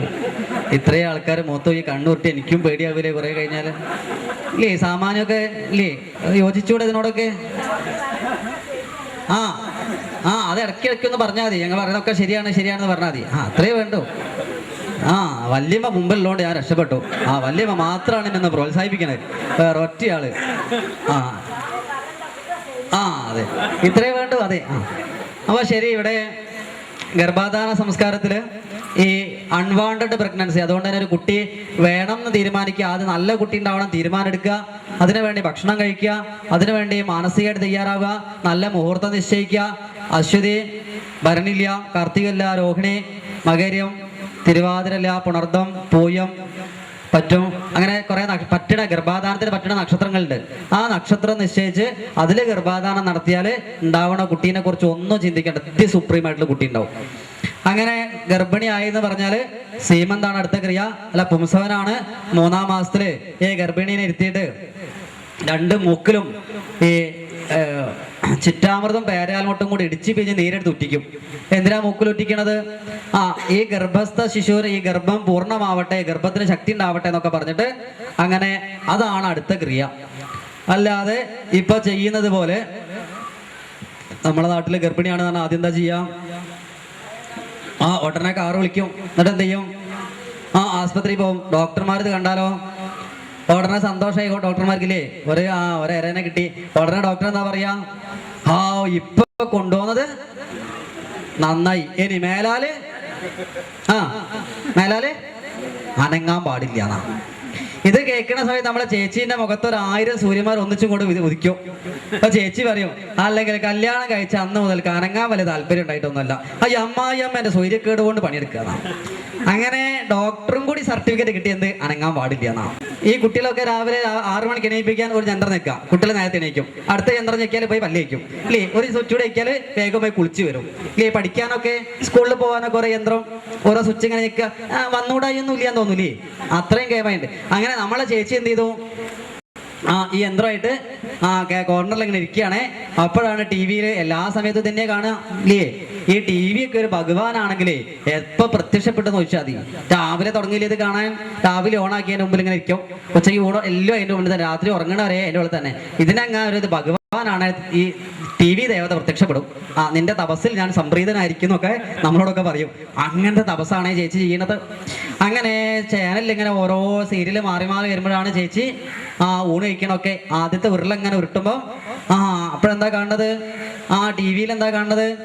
ഒരു കയറുമായിട്ട് ഇങ്ങനെ പോണുണ്ട്, അത് ഉത്തരത്ത് കെട്ടിയിട്ടുണ്ട്, കഴുത്തിലിട്ടിട്ടുണ്ട്. ചാടിയോ ഇല്ലയോ എന്നുള്ള അറിയില്ല. അപ്പോഴേക്ക് പരസ്യമായി പോയി. നമ്മളെ ചേച്ചീന്റെ 1-ാമത്തെ ഉരുളക്കുള്ളും അതേക്ക് പോയി. ആകെ ഉള്ളിലേക്ക് പോയി ഉരുളയാണോ? അല്ല, ഇയാൾ ആത്മഹത്യ ചെയ്തോ ഇല്ലയോ എന്നുള്ള ചിന്തയാണേ. പാവ, അയാൾ ആത്മഹത്യ ചെയ്യണ്ടായി നോക്കിയാ. അടുത്ത ഉരുള ഇങ്ങനെ ഉരുട്ടുമ്പോഴാണ് അടുത്ത ചാനലിലേക്ക് പോയി. അവിടെയാണ് ഒരാൾ കത്തിയായിട്ട് ഒരാളെ പിന്നാലെ ഇങ്ങനെ പോകുന്നുണ്ട്, സംശയരോഗം. ഭാര്യ വേറെ ആരെ കൂടെ പോകണ്ട, ടി വിയിൽ മുഴുവതൊക്കെ തന്നെയല്ലല്ലോ, ഈ പെണ്ണുങ്ങൾക്ക് കാണാൻ ഇഷ്ടമൊക്കെ തന്നെയാ. അങ്ങനെ പോയി ഇല്ലേ എന്തൊക്കെയാ ഉള്ളതില് ഏറ്റവും കൂടുതൽ പിന്നെ പ്രേക്ഷകരുള്ളത് ഏതോ ഒരു അമൃത ടി വിയിലെങ്ങാനുള്ള കഥയല്ലത് ജീവിതം തങ്ങളുടെ ഒരു പരിപാടിക്കാണോ ഒരു നമുക്കിതൊന്നും അറിയില്ല കേട്ടോ, ആരൊക്കെ പറഞ്ഞു കേട്ടതാ. ഇത് ഈ ദുരിതവും കഷ്ടപ്പാടൊക്കെ പറയുന്ന ഒരു സീരിയലാണോ ഒരു ഇതൊക്കെ കേട്ട് ഇങ്ങനെ സന്തോഷിക്കുക, എന്തൊരു സന്തോഷ, ഓൻ അങ്ങനെ തന്നെ കിട്ടണം എന്നൊക്കെ പറയണേ. അങ്ങനെ കാണാൻ ധാരാളം കാണാം. അങ്ങനെ ഇങ്ങനെ ഇരിക്കുമ്പോഴാണ് അടുത്ത ചാനലിലേക്ക് പോയാലാണ് ഇങ്ങനെ ഉരുള ഉരുട്ടുമ്പോഴാണ് മറ്റേ ആളിങ്ങനെ ഈ ഭാര്യന്റെ മറ്റേ കാമുകല്ലേ അയാളെങ്ങനെ കൊല്ലാൻ പോണത്. അങ്ങനെ കുത്തിയോ ഇല്ലയോ എന്നുള്ള അറിയില്ല. അപ്പോഴേക്ക് ആ സീരിയൽ തീർന്നുപോയി. ഇനി നാളെയാണ് കാണുമെങ്കിൽ അടുത്ത ഉരുള ഗുളും അകത്തേക്ക് പോയി. ഈ പോണ ഉരുളകളൊക്കെയാണ് ഈ കുട്ടിയായിട്ട് മാറുന്നതേ. ആ സ്വഭാവമാണ് കുട്ടിക്ക് ഉണ്ടാവുക. അപ്പൊ ഇവിടെ ഒരു ഗർഭിണി കഴിക്കുന്നതും കാണുന്നതും കേൾക്കുന്നതും ഒക്കെ ആഹാരമാണ്. കാണുന്നത് മുഴുവൻ കുട്ടിയെ മാറുന്നത്, കേൾക്കുന്നത് മുഴുവൻ കുട്ടീന്റെ സ്വഭാവത്തെ സ്വാധീനിക്കുന്നുണ്ട്, ഭക്ഷണം മുഴുവൻ സ്വാധീനിക്കുന്നുണ്ട്. അതുകൊണ്ട് 5-ാം മാസത്തില് ഗർഭിണിയോട് പ്രത്യേകം പറഞ്ഞിട്ടുണ്ട്, വീരന്മാരെ കഥ കേൾക്കണം. വീരന്മാരെ കഥ കേട്ടാലേ വീരത്തുള്ള കുട്ടി ഉണ്ടാവും.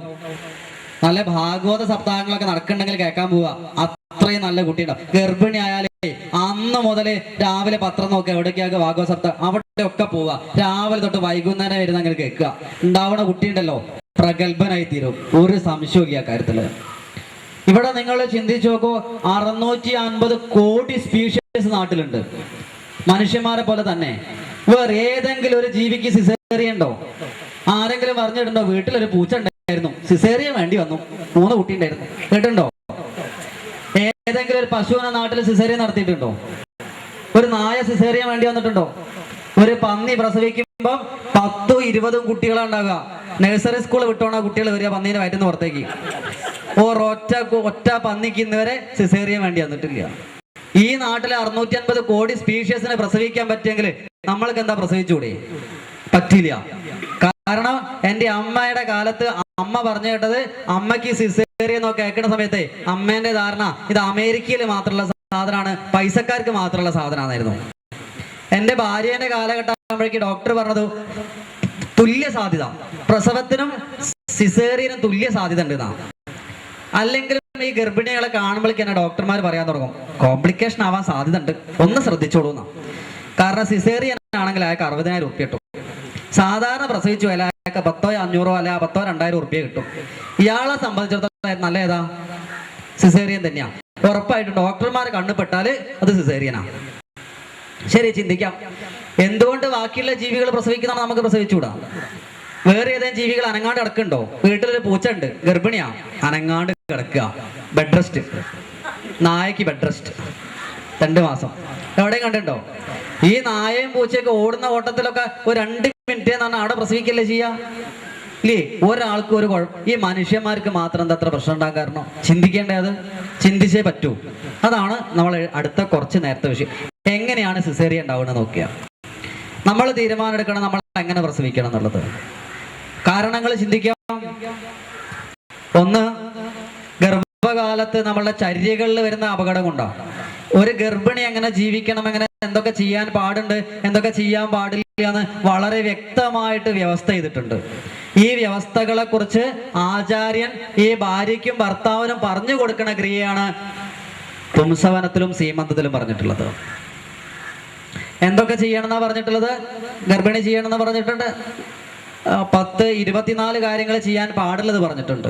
ചെയ്യാൻ പാടില്ലാത്ത 18 കാര്യങ്ങൾ പറഞ്ഞിട്ടുണ്ട്. ഇതൊക്കെ ഒന്ന് മനസ്സിലാക്കിയാലേ നല്ല കുട്ടികൾ ഉണ്ടാവും, ഒരു അപകടവും നാട്ടിലുണ്ടാവില്ല.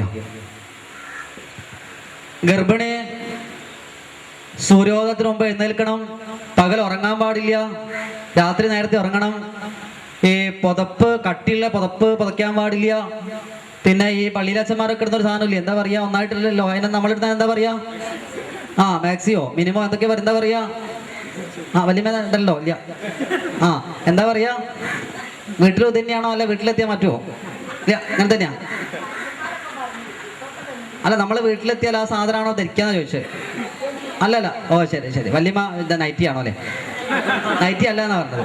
ശരി, അങ്ങനെ ഈ നൈറ്റിയൊക്കെ ഗർഭിണികളൊക്കെ നൈറ്റി ഇട്ടാല് വലിയ അപകടം. പ്രത്യേകം പറഞ്ഞിട്ടുണ്ട്, കുട്ടി ശ്വസിക്കണം, കുട്ടിക്ക് സൂര്യപ്രകാശം കിട്ടണം.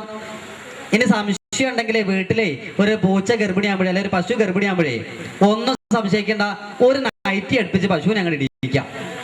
ഉറപ്പാണ് പശു മര്യാദയ്ക്ക് പ്രസവിക്കില്ല. ഈ പശു മര്യാദയ്ക്ക് പ്രസവിക്കണ നൈറ്റി ഇടാത്തോണ്ടാ. അതിന്റെ അർത്ഥം മനുഷ്യന്മാരെ പോലെ ഉടുക്കാൻ നടക്കണമെന്നല്ല, അങ്ങനെ ഞാൻ പറഞ്ഞിട്ടില്ല. വേണ്ടാത്ത ചിന്തിക്കരുത്. വെള്ള വസ്ത്രം ധരിക്കുക, നേരിയ വസ്ത്രം ധരിക്കുക എന്നൊക്കെയാ പറഞ്ഞത് അല്ലേ.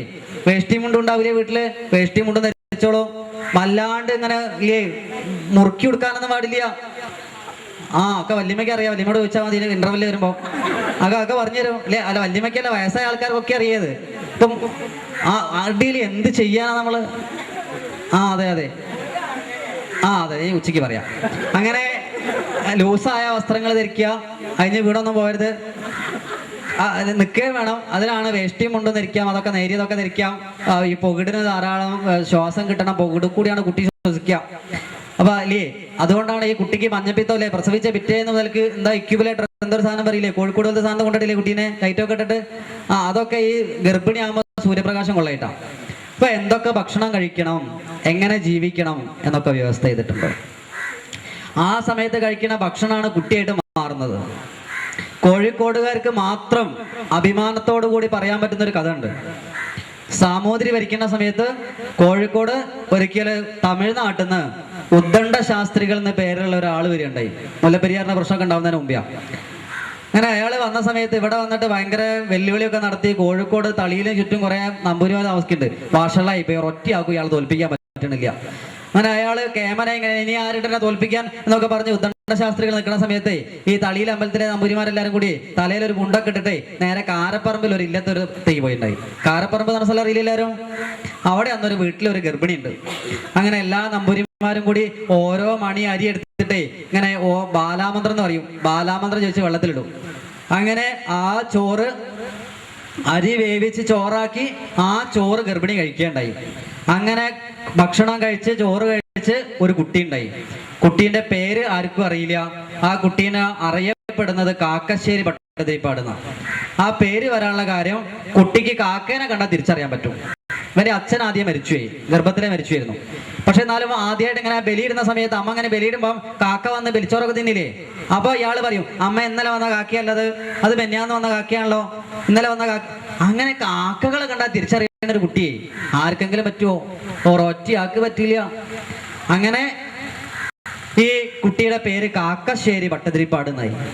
ഏതാണ്ട് 8 വയസ്സുള്ള സമയത്താണ് ഈ ഉദ്ദണ്ഡ ശാസ്ത്രി, 78 വയസ്സുള്ള ഉദ്ദണ്ഡ ശാസ്ത്രികളെ പരാജയപ്പെടുത്തുന്നത്. രസകരമായ ഒരു കാഴ്ചയാ. ഉദ്ദണ്ഡ ശാസ്ത്രികളെ കയ്യിലൊരു തത്ത ഉണ്ടാവും. അങ്ങനെ തത്തേനെ അങ്ങനെ ഇരുത്തിയിട്ട് തത്തേനോട് ചോദ്യം ചോദിക്കും. തത്ത പറയുന്നതിനനുസരിച്ചാണ് ഇയാൾ ഉത്തരം പറയുക. ഈ ചെറിയ കുട്ടി ഈ കാക്കശ്ശേരി ഭട്ടതിരിപ്പാട് ഒരു ചെറിയ പൂച്ചേനെ കക്ഷത്തിൽ വെച്ചിട്ടാ വരിക. പൂച്ചേനെ കൊണ്ടുവന്ന് മുമ്പിൽ ഇങ്ങോട്ട് നിർത്തും. പിന്നെ തത്ത മിണ്ടുവോ? കഴിഞ്ഞ കഥ. പക്ഷെ ഇയാളെ ഈ കുട്ടീനെ കാണുമ്പോഴേക്കും ഉദ്ദണ്ഡ ശാസ്ത്രികൾക്ക് ചിരി വരും. എന്നിട്ട് ഉറക്ക ഇയാള് പറയും, ആകാരോ ഹ്രസ്വ എന്ന് പറയും. എന്താ പറയണത്? ആകാരം ചെറുതാണ്, ചെറിയ കുട്ടിയാണല്ലോ എന്ന് പറയും.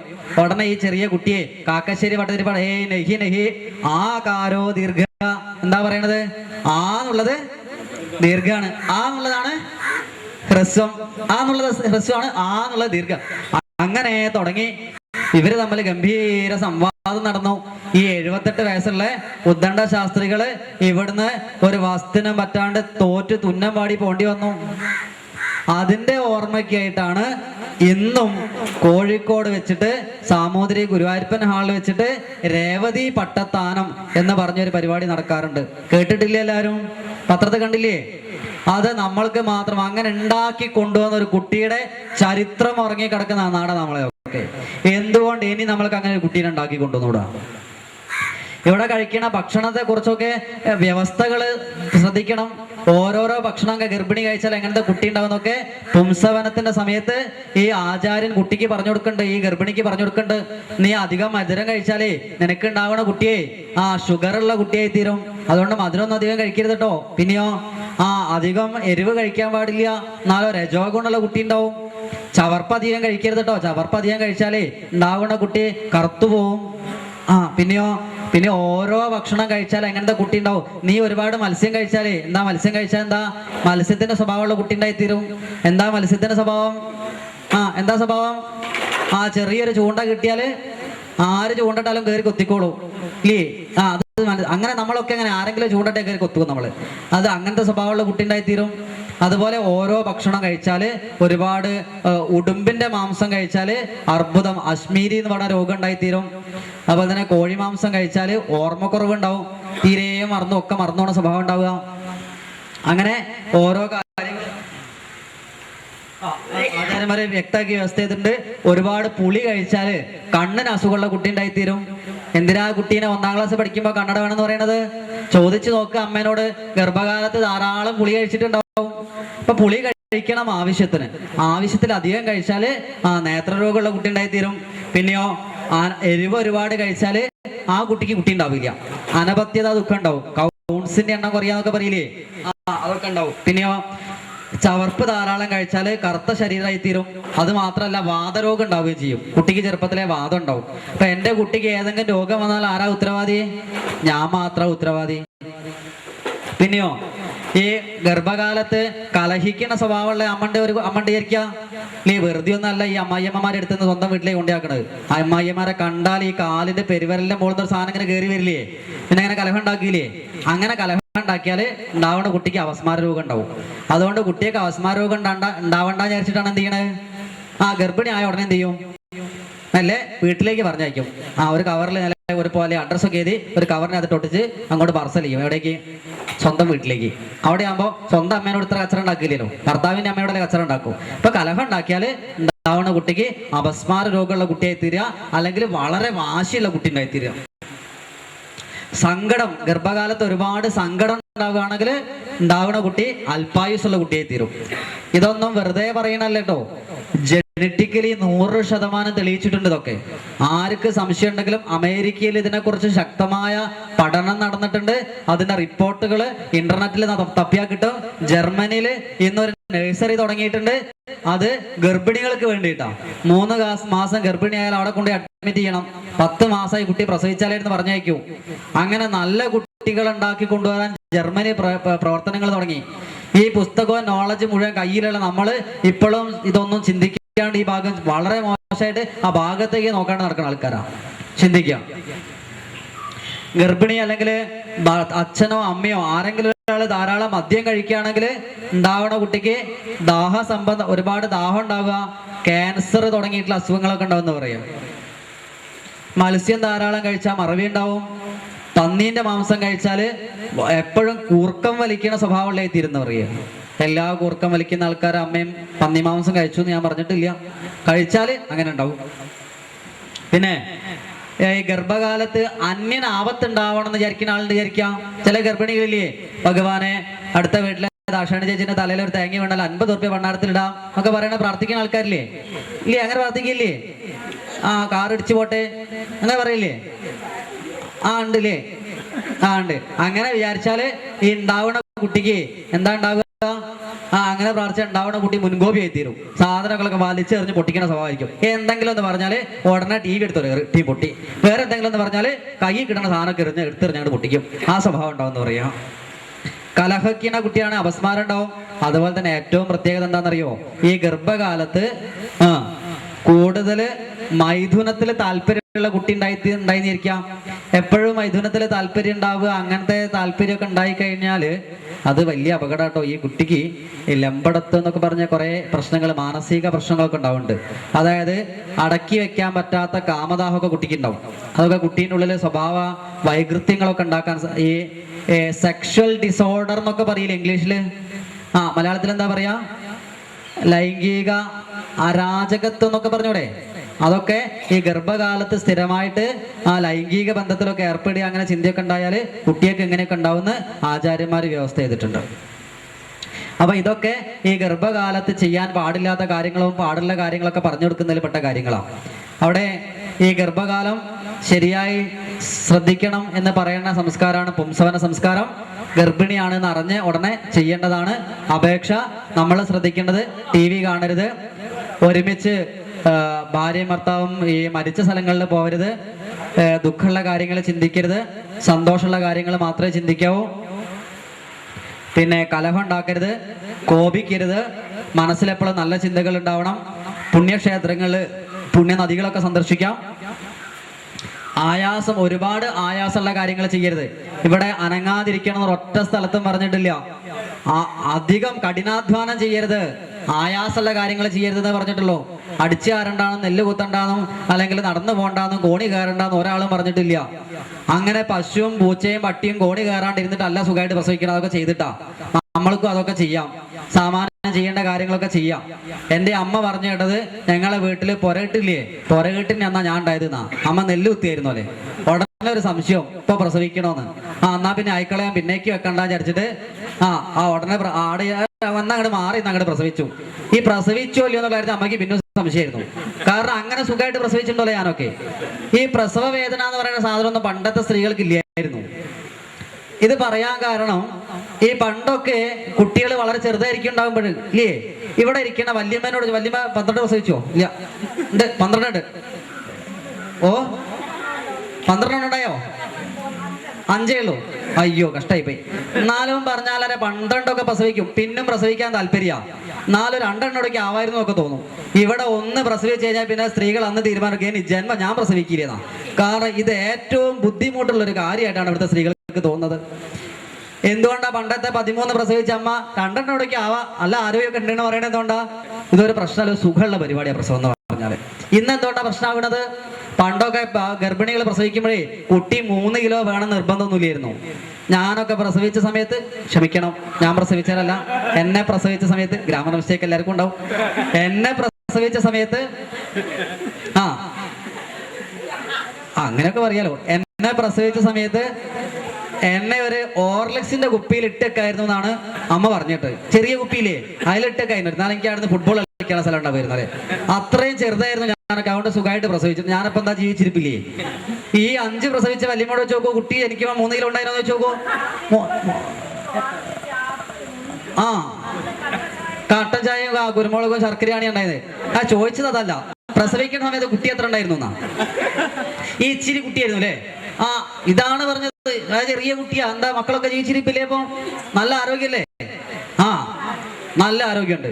അപ്പൊ ജനിക്കുന്ന സമയത്ത് കുട്ടികൾ വളരെ ചെറുതായിരിക്കണം. അങ്ങനെയാണ് പ്രസവം സുഖമായിട്ട് പ്രസവിക്കും. ഇപ്പോഴത്തെ ഒരു കൺസെപ്റ്റ് എന്താണെന്നറിയോ? കുട്ടി ജനിക്കുമ്പോ 3 കിലോ വേണമെന്നാ.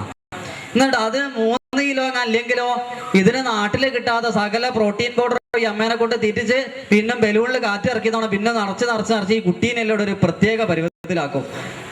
പിറ്റേന്ന് എന്തോ മസിൽമാന്റെ പരീക്ഷയ്ക്ക് അങ്ങ് പോകുന്നതാണ് ആ കുട്ടീനെ വയറ്റിന്റെ അകത്തുനിന്ന്. അങ്ങനെ ആക്കി ഇതെല്ലാം ഡോക്ടർക്ക് വേണ്ടതാ ഒരു സിസേറിയൻ വേണം, മര്യാദയ്ക്ക് പ്രസവിക്കോ. ഇനി പ്രസവിച്ചാൽ തന്നെ സുഖമായിട്ട് ഈ പ്രസവ അവയവങ്ങളെ മുഴുവൻ പൊട്ടിച്ചിട്ടല്ലേ കുട്ടി താഴെത്തുക. ഇപ്പോഴാണ് ഈ കീറി കൊടുക്കുന്ന പരിപാടിയൊക്കെ വന്നത്. പണ്ടാതൊന്നുമില്ല, സുഖമായിട്ട് പ്രസവിക്കും. ഇതൊക്കെ കുട്ടി വയറ്റുന്ന വല്ലാണ്ട് ഇങ്ങനെ ഒന്നും ഒരു നിയമം എവിടെയും പറഞ്ഞിട്ടില്ല. നമ്മളൊക്കെ തിരിച്ചു ചിന്തിക്കേണ്ട സമയേ. കുട്ടി വളരെ ചെറിയ കുട്ടി മതി, നല്ല ആരോഗ്യമുള്ള കുട്ടിയായി തീരണമെന്ന് പറയുക. ഇതൊക്കെ ശ്രദ്ധിക്കാൻ വേണ്ടി പറഞ്ഞ വിഷയങ്ങളാണ്. ഈ തരം കാര്യങ്ങൾ മുഴുവൻ ഗർഭകാലത്ത് ചെയ്യേണ്ടതാണ്. ഈ ഗർഭിണി നല്ല ഭക്ഷണം കഴിക്കുക. ഗർഭിണി ആവുന്ന സമയത്ത് ഒരു നേരെങ്കിലും പരമാവധി പച്ചക്കറി ആക്കുക. രാവിലെ നിങ്ങൾ ഇഡ്ഡലി സാമ്പാറും കഴിച്ചോളൂ, ഉച്ചയ്ക്ക് ഊണ് കഴിച്ചോളൂ. പക്ഷെ രാത്രി സന്ധ്യയ്ക്ക് ശേഷം ഭക്ഷണം കഴിക്കരുത്. രാത്രി ധാരാളം ഫ്രൂട്ട്സുകളൊക്കെ കഴിക്കാൻ, ഇലക്കറികൾ അല്ലെങ്കിൽ ഫ്രൂട്ട്സും വെജിറ്റബിൾസും കഴിക്കാം. ഞാൻ 100% മുദ്രക്കടലാസിൽ എഴുതി ഒപ്പിട്ടരാ. സിസേറിയൻ വേണ്ടി വരില്ല, ഒരു കോംപ്ലിക്കേഷനും ഉണ്ടാവില്ല, നല്ല കുട്ടി ഉണ്ടാവും. പിന്നെ പറ്റുന്നുണ്ടെങ്കിൽ ഒരു കാര്യം കൂടി ചെയ്യാം, ഡോക്ടർമാർ കാണിക്കാണ്ടിരിക്കുക. ഗർഭം എന്നുള്ളത് ഒരു അസുഖമല്ല. എന്റെ ഭാര്യ ഗർഭിണിയായ സമയത്ത് ഞാൻ ഡോക്ടറെ കാണിക്കാൻ കൊണ്ടുപോയില്ല. അങ്ങനെ കുറെ കാലം കഴിഞ്ഞ് 5-8 മാസമായാലും ഡോക്ടറെ കാണിക്കാൻ ഇയാൾ കുറെ ചീത്തയും പറഞ്ഞു. ഇത്രയും കാലം എവിടെയായിരുന്നു എന്നാ. അപ്പൊ ഞാൻ പറഞ്ഞു, ഡോക്ടറെ ഇതൊരു അസുഖം തോന്നാത്തോണ്ടാണ് കാണിക്കാൻ വന്നത്, ക്ഷമിക്കണം. എന്നാലും ബാക്കി വീട്ടിൽ നിന്ന് തന്നെ പ്രസവിച്ചോളൂ എന്നാ, ഇനി ഇങ്ങോട്ട് വരണ്ടാന്ന്. ശരി. അങ്ങനെ സാറില്ല എന്നൊക്കെ പറഞ്ഞ് അവസാനം ഈശ്വരാദിനെ കൊണ്ട് ഡോക്ടറെ ആദ്യം കാണിക്കാത്തോണ്ടുള്ള ഗുണം എന്താണെന്നറിയോ? ഈ ഡോക്ടർ ഇവളോട് പറഞ്ഞിട്ടില്ല. സിസേറിയൻ ഒരു സാധ്യത അയാൾ പറയാത്തോണ്ട് കുഴപ്പമില്ല. ഞാൻ പറയും സുഖമായിട്ട് പ്രസവിക്കണം എന്നൊക്കെ പറഞ്ഞ്. അങ്ങനെ ഒരു ദിവസം വൈകുന്നേരം പ്രസവവേദന എന്ന് പറഞ്ഞോണ്ട് ഒരു അസ്വസ്ഥത ഉണ്ടായി. നേരെ മെഡിക്കൽ കോളേജിൽ വൈകുന്നേരം 5 മണിക്ക് എത്തി. ഒരു 7:30-8 മണി നമ്മൾ പ്രസവിച്ചു. പിറ്റേന്ന് രാവിലെ ഞങ്ങൾ ഇങ്ങോട്ട് പോരുകയും ചെയ്തു. ഒരു കുഴപ്പം ഉണ്ടായില്ല. എന്റെ ഭാര്യ എന്നോട് പറഞ്ഞത് എനിക്ക് പ്രസവിക്കുന്ന സമയത്ത് വേദന ഉണ്ടായില്ല എന്നാണ്. ഞാൻ ബാക്കി എല്ലാരെയും ബോധം പോയ സമയത്ത് ഇവർക്ക് ബോധം പോയില്ല. കണ്ണൊക്കെ തുറന്ന് ഇങ്ങനെ എല്ലാരെയും കണ്ട് ഇവരൊക്കെ എന്തിനാ കരയണം നിലവിളിക്കാനൊക്കെ ചോദിക്കുന്നുണ്ട്. ഒരു കുഴപ്പമില്ല, സുഖമായിട്ട് പ്രസവിച്ചിട്ടുണ്ട്. ഞാൻ ഉറപ്പിച്ച് പറയാൻ പറ്റുന്ന എന്റെ എക്സ്പീരിയൻസ് ആണത്, വേറൊരാൾ പറഞ്ഞു കേട്ടിട്ടല്ല, എൻ്റെ അനുഭവമാണത്. ഇത് ഞാൻ 100% അതുകൊണ്ട് എനിക്ക് നിങ്ങളോട് പറയാൻ പറ്റും. ഗർഭകാലത്ത് ഭക്ഷണം ശ്രദ്ധിച്ചാൽ, നല്ല ആഹാരങ്ങൾ കഴിക്കുക, നമ്മൾ പറയുന്ന കുറച്ചൊക്കെ ശ്രദ്ധിച്ച് ജീവിച്ചാൽ നല്ല കുട്ടി ഉണ്ടാവും. ഒരു തരത്തിലുള്ള കോംപ്ലിക്കേഷനും ഉണ്ടാവില്ല. വേണ്ടാണ്ട് മരുന്ന് കഴിക്കണ ഗർഭകാലത്ത് ഒരൊറ്റ മരുന്ന് കഴിക്കരുത്, പ്രത്യേകിച്ച് ഇംഗ്ലീഷ് മരുന്ന്. കഴിക്കണം എന്ന് ആഗ്രഹം ഉണ്ടെങ്കിൽ ആകെ ചെയ്യേണ്ടത് ദിവസം രാവിലെ വൈകുന്നേരം ഈ 2 ദാനേന്ദ്ര ഗുളി കഴിക്കാം, അത് മാത്രം മതി. പണ്ടത്തെ ഇവിടെ അമ്മമാരൊക്കെ ദാനേന്ദ്ര ഗുളി കഴിച്ച് പ്രസവിച്ച ആൾക്കാരല്ലേ, കുട്ടികൾക്കൊക്കെ നല്ല ആരോഗ്യമില്ലേ? നേരെ മറിച്ച് ഇപ്പൊ എന്ന് മുതൽ ദാനേന്ദ്ര ഗുളിയെ രോഗത്തിന് കഴിക്കുന്നല്ല, നമ്മളെ അപാനൻ എന്ന് പറയുന്ന വായുവിനെ ശക്തിപ്പെടുത്താൻ വേണ്ടി കഴിക്കുന്നതാണ്. ഇനി ഇവിടെ ഈ സമയത്ത് ഫോളിക് ആസിഡും അയൺ ടാബ്ലറ്റ് ഒക്കെയാണ് ധാരാളമായിട്ട് കഴിക്കാൻ വേണ്ടി ഡോക്ടർമാർ നിർദ്ദേശിക്കല്. അതിനോടൊന്നും നമ്മൾക്ക് വലിയ താല്പര്യമില്ല. കാരണം ഇതൊക്കെ ഈ ഫോളിക് ആസിഡ് കുട്ടിക്ക് ഹൃദ്രോഗം ഉണ്ടാക്കുന്നുണ്ട് എന്നുള്ളത് ഫാർമക്കോളജിയിലെ പുസ്തകത്തിൽ തന്നെ പറയുന്നുണ്ട്. എപ്പോഴെങ്കിലും ഫാർമക്കോളജിന്റെ പുസ്തകം എടുത്ത് ഫോളിക് ആസിഡിന്റെ ഒരു മരുന്ന് കഴിച്ചാൽ ഉണ്ടാവുന്ന സൈഡ് എഫക്ട് എഴുതിയിട്ടുണ്ട്. അതിൻ്റെ അകത്ത് എഴുതിയിട്ടുണ്ടാവുന്ന കുട്ടിക്ക് ഹൃദയ സംബന്ധമായ രോഗങ്ങൾ ഉണ്ടാവാനുള്ള സാധ്യത വളരെ കൂടുതലാണെന്ന് എഴുതിയിട്ടുണ്ട്. ഇതൊന്നും ഡോക്ടർമാർ ഇവരോട് പറഞ്ഞിരില്ല, പുസ്തകം വായിച്ചാലേ മനസ്സിലാവും. അയൺ ടാബ്ലറ്റ് എന്തിനാ കഴിക്കണത്? ഗർഭിണിക്ക് ശരീരത്തിൽ ഏതെങ്കിലും ഒരു ധാതു കുറവുണ്ടെങ്കിൽ ആ ഭക്ഷണത്തോട് താല്പര്യം തോന്നും. മലയാളത്തിൽ ഗർഭപ്പൊതി എന്നൊക്കെ പറയൂലേ, നെല്ലിക്ക കഴിക്കണം തോന്നുകയാണെങ്കിൽ നെല്ലിക്ക കഴിക്കുക. കാരണം ഈ കുട്ടിക്ക് അയൺ കുറവുണ്ടെങ്കിൽ ആ നെല്ലിക്കയോട് താല്പര്യം തോന്നും. നമ്മൾ അതിന്റെ മൂലകങ്ങളെ കുറിച്ചോ കെമിസ്ട്രിയോ പഠിക്കേണ്ട ആവശ്യമില്ല. ശരീരത്തിനറിയാം ഏത് മൂലക കുറവുള്ളത്, ആ മൂലകളുടെ ഫ്രൂട്ട്സ് എന്താണെന്ന് ശരീരത്തിനറിയാം. ആ വസ്തുവിനോട് താല്പര്യം തോന്നും, അത് വാങ്ങി കഴിച്ചാൽ ഇത് നേരെയാവുകയും ചെയ്യും. നേരെ മറിച്ച് ഈ സമയത്തിൽ അയൺ ടാബ്ലറ്റ് ഒക്കെ പറയുന്ന കേട്ടത് സാധാരണ നെല്ലിക്ക കാന്തത്തിന് എടുത്തു വെച്ചാൽ പറ്റി പോലുണ്ടോ? ഉണ്ടോ? ഇല്ല. അതുപോലെ തന്നെ പുളിങ്ങ കാന്തത്തിനോട് പറ്റലുണ്ടോ? ഇതിലൊക്കെ അയൺ ഉണ്ട്, നമ്മളെ ഉള്ളിലും അയൺ ഉണ്ട്. ആരെങ്കിലും നടന്നു പോകുമ്പോൾ ട്രാൻസ്ഫോറിന്റെ മുകളിലേക്ക് പറ്റിപ്പോയിട്ടുണ്ട് അപ്പോഴെങ്കിലും? ഇതിന്റെ അകത്ത് കാന്തം ഇല്ലേ, നമ്മളെ മേലെ അയണും ഇല്ലേ? എന്താ പറ്റിപ്പോകത്ത്? നമ്മളെ ഉള്ളിൽ അയണ് കാന്തത്തിനോട് പറ്റിപ്പോണ അയണല്ല, അത് വേറെ അയണാണ്. നേരെ മറിച്ച് നമുക്ക് ഗുളിക എന്ന് പറഞ്ഞ് കിട്ടുന്ന സാധനം ഈ ഇരുമ്പല്ലോടെ അരച്ച് ഒരു ഗുളിയാക്കി തരുന്നതാ. കാന്തത്തിന്റെ മുകളിൽ സൂക്ഷിക്കാം, കാന്തത്തിന്റെ മുകളിൽ വെച്ച് അവിടെ കിടക്കും. പിന്നെ 2 ആൾക്കാർ വീണ് വലിച്ചു പഠിച്ചെടുക്കണമെങ്കിൽ അത്ര പറ്റി പോകും. ഈ സാധനം കഴിച്ചു കഴിഞ്ഞാൽ കിഡ്നി തകരാറാവും. ഏതാണ്ട് പ്രസവിക്കുമ്പോഴേക്കും കിഡ്നി ഏതാണ്ട് പോയി കിട്ടിയിട്ടുണ്ടാവും. ഗർഭസംബന്ധമായ അസ്വസ്ഥതകൾ മുഴുവൻ ഉണ്ടാവും. കഴുത്തിനൊക്കെ നേരത്തെ പറഞ്ഞ കളർ വ്യത്യാസമൊക്കെ വരുന്നൊക്കെ അതുകൊണ്ടാ വളരെ അപകടങ്ങൾ ഉണ്ടാവും. അതിന് പകരം വീട്ടിലെ ഈ വാഴേന്റെ പിണ്ടിയും വാഴേന്റെ കിഴങ്ങും വാഴേന്റെ ഉണ്ണിത്തട്ടൊക്കെ ഇല്ലേ, ഇതൊക്കെ ഫോളിക്കാ. ഇതൊക്കെ ധാരാളം കഴിച്ചു നോക്കണ്ടോ. ഇതൊക്കെ കഴിച്ചാൽ മതി നല്ല കുട്ടി ഉണ്ടാവാൻ വേണ്ടിയിട്ട്. ഇതിനെക്കുറിച്ച് കൂടുതൽ നിങ്ങൾ ചിന്തിക്കുക, നിങ്ങൾ പഠനം നടത്തുക എന്നുള്ളത് മാത്രം പറഞ്ഞിട്ട്, ഇനി 2 സംസ്കാരങ്ങളാണ് ഇവിടെ ഉള്ളത്. പുംസവനത്തിൽ ഈ നീര് മൂക്കിൽ ഉറ്റിക്കുക, അതുപോലെ തന്നെ ഉപദേശങ്ങൾ കൊടുക്കുക, ഭക്ഷണം ശ്രദ്ധിക്കാൻ പറയുക, ഇതൊക്കെയാണ് ചെയ്യേണ്ടത്. പിന്നെ 7-ാം മാസത്തിലോ 6-ാം മാസത്തിലോ സീമന്തം എന്ന് പറയുന്ന 3ാമത്തെ ക്രിയ വരും. സീമന്തത്തിൽ ചെയ്യേണ്ടത് ഈ പുള്ളുവന്മാരെ പാട്ട്, നമ്മുടെ നാട്ടില് പുളികുടി വയറ് കാണാൻ പോവുക എന്നൊക്കെ പറഞ്ഞ ക്രിയല്ലേ, ഇതിന് പകരം ആ സംസ്കാരമാണ് അങ്ങനെ ആയത്. ഈ സമയത്ത് ചെയ്യേണ്ടത് ഈ എന്ന് പറയുന്ന ഒച്ചല്ലേ, അതൊക്കെ കേൾപ്പിക്കുക. അതൊക്കെ കേട്ട് കഴിഞ്ഞാല് കുട്ടീന്റെ ഉള്ളില് കലാപരമായ വാസനകളൊക്കെ ഉണ്ടാവുന്ന പറയാ. പിന്നെ ആർക്കും തോന്നാ എന്റെ കുട്ടീനെ എന്താ തിരക്കില്ല, കുട്ടി ഉണ്ടാവണതിന് മുമ്പാണ് ഐഡിയ സ്റ്റാർ സിംഗറിൽ ഒന്ന് പങ്കെടുപ്പിക്കണം എന്ന് തോന്നുകയാണെങ്കിൽ ഉടനെ ധാരാളം ഗർഭിണി ആയിരിക്കുമ്പോഴേ രാഗങ്ങളൊക്കെ അങ്ങോട്ട് കേട്ട് പഠിക്കുക, വെറുതെ കേൾക്കുക, എല്ലാ പാട്ടും കുട്ടീനെ കേൾപ്പിക്കുക. അങ്ങനെ കേൾപ്പിച്ചു കഴിഞ്ഞാല് ഉണ്ടാവുന്ന കുട്ടി സംഗീതത്തിൽ അതിപ്രഗത്ഭനായ കുട്ടി ഉണ്ടാവും. ഒരിക്കലും മാതൃഭൂമിയിൽ ഒരു ന്യൂസ് ഉണ്ടായി, ഒരമ്മ ഗർഭകാലത്ത് സ്ഥിരമായിട്ട് കേട്ട പാട്ട് കുട്ടി ജനിച്ചിട്ട് 4-മത്തെയോ 5-മത്തെയോ വയസ്സിൽ സ്വരസ്ഥാനങ്ങൾ ഒന്നും തെറ്റാതെ പാടി എന്ന് പറയുന്നത് ഇത് പത്രത്തിൽ വന്ന കാര്യമാണ്. ഇതിനൊക്കെ കട്ടിങ്സ് എടുത്തു വെച്ചിട്ടുണ്ട്. അങ്ങനെ ഉണ്ടാക്കിയെടുക്കുമെന്ന് പറയുന്നു. അതുപോലെ തന്നെ ഗർഭകാലത്ത് അമ്മയ്ക്ക് ഉണ്ടാവുന്ന ചില ചിന്തകൾ കുട്ടിക്ക് പ്രതികൂലമായിട്ട് ആത്മഹത്യ ചെയ്യണമെന്ന് ആഗ്രഹിച്ചൊരു ഗർഭിണി ഉണ്ടായിരുന്നു. എനിക്ക് വന്നൊരു കേസാണത്. അവർക്കുണ്ടായ കുട്ടി ശബ്ദമില്ലാണ്ടായിപ്പോയി. അത് പ്രത്യേക നിയമമുണ്ട്. ഗർഭകാലത്ത് ആത്മഹത്യ ചെയ്യണമെന്ന് ആർക്കെങ്കിലും ഒക്കെ തോന്നിക്കഴിഞ്ഞാൽ ഉണ്ടാവുന്ന കുട്ടി അംഗവൈകല്യമുള്ള കുട്ടിയെ തീരും. അതുപോലെ ഗർഭിണീന്റെ ധാർമ്മികമായ ആവശ്യങ്ങൾ നിഷേധിച്ചാൽ ഉണ്ടാവുന്ന കുട്ടി മൊടന്തൻ, കോങ്കണ്ണൻ, അതുപോലെ ഈ അംഗവൈകല്യ കുട്ടി ഇതൊക്കെ ആയിത്തീരുന്ന് പറയാം. ഇത് കേട്ടിട്ട് ഗർഭിണിയായ സമയത്ത് സ്ത്രീകള് 15,000 ഉറുപ്പ്യൻ്റെ ഒരു കാഞ്ചീപുരം സാരി വേണം ആഗ്രഹമുണ്ട് എന്നൊക്കെ പറഞ്ഞാൽ അതൊന്നും ധാർമ്മികമായ ആഗ്രഹമല്ല, അതൊന്നും വാങ്ങി കൊടുക്കുകയും വേണ്ട. ധാർമ്മികമായ ആഗ്രഹങ്ങൾ മാത്രം പ്രത്യേകം പറഞ്ഞിട്ടുണ്ട്. കാഞ്ചീപുരം സാരി വേണമെന്നോ അല്ലെങ്കിൽ 2.5 പവന്റെ നെക്ലേസ് ഗർഭപൂതിയാണ് ഇപ്പൊ വേണം എന്ന് പറഞ്ഞാൽ അതൊന്നും വാങ്ങി കൊടുക്കേണ്ട കാര്യമില്ല, പ്രത്യേകം പറയാം. അതിന്റെ പേരിൽ ഞാൻ പറഞ്ഞു എന്ന് പറയേണ്ട കാര്യമില്ല. ശരി. ഇപ്പൊ ഇത് സീമന്തം എന്ന് പറഞ്ഞ ക്രിയ ഇതേപോലെ തന്നെ ചെയ്യേണ്ട മഹത്തായ ക്രിയയാണ്. ഈ 2 ക്രിയയിൽ കൂടിയാണ് ഗർഭകാലത്ത് കുട്ടി സ്വഭാവം ഉണ്ടാവുന്നത്. കാരണം അഭിമന്യു ചക്രവ്യൂഹം ഭേദിക്കാൻ പഠിച്ചത് ഏത് കോളേജിൽ നിന്നാ, എവിടുന്നാ? അമ്മേന്റെ ഗർഭപാത്രത്തിനാ. ഇങ്ങനെ അനവധി കഥകൾ പറയുന്നുണ്ട്. പ്രഹ്ലാദന്റെ കഥയൊക്കെ പറയുന്നുണ്ട്. പ്രഹ്ലാദൻ LKG പഠിക്കുമ്പോഴേ, LKGയിലാണോ UKGയിലാണോ ഓർമ്മയില്ല, UKG പഠിക്കുന്ന സമയത്ത് ഈ ക്ലാസ്സിൽ ഒരുപാട് പ്രശ്നങ്ങൾ ഉണ്ടാവും.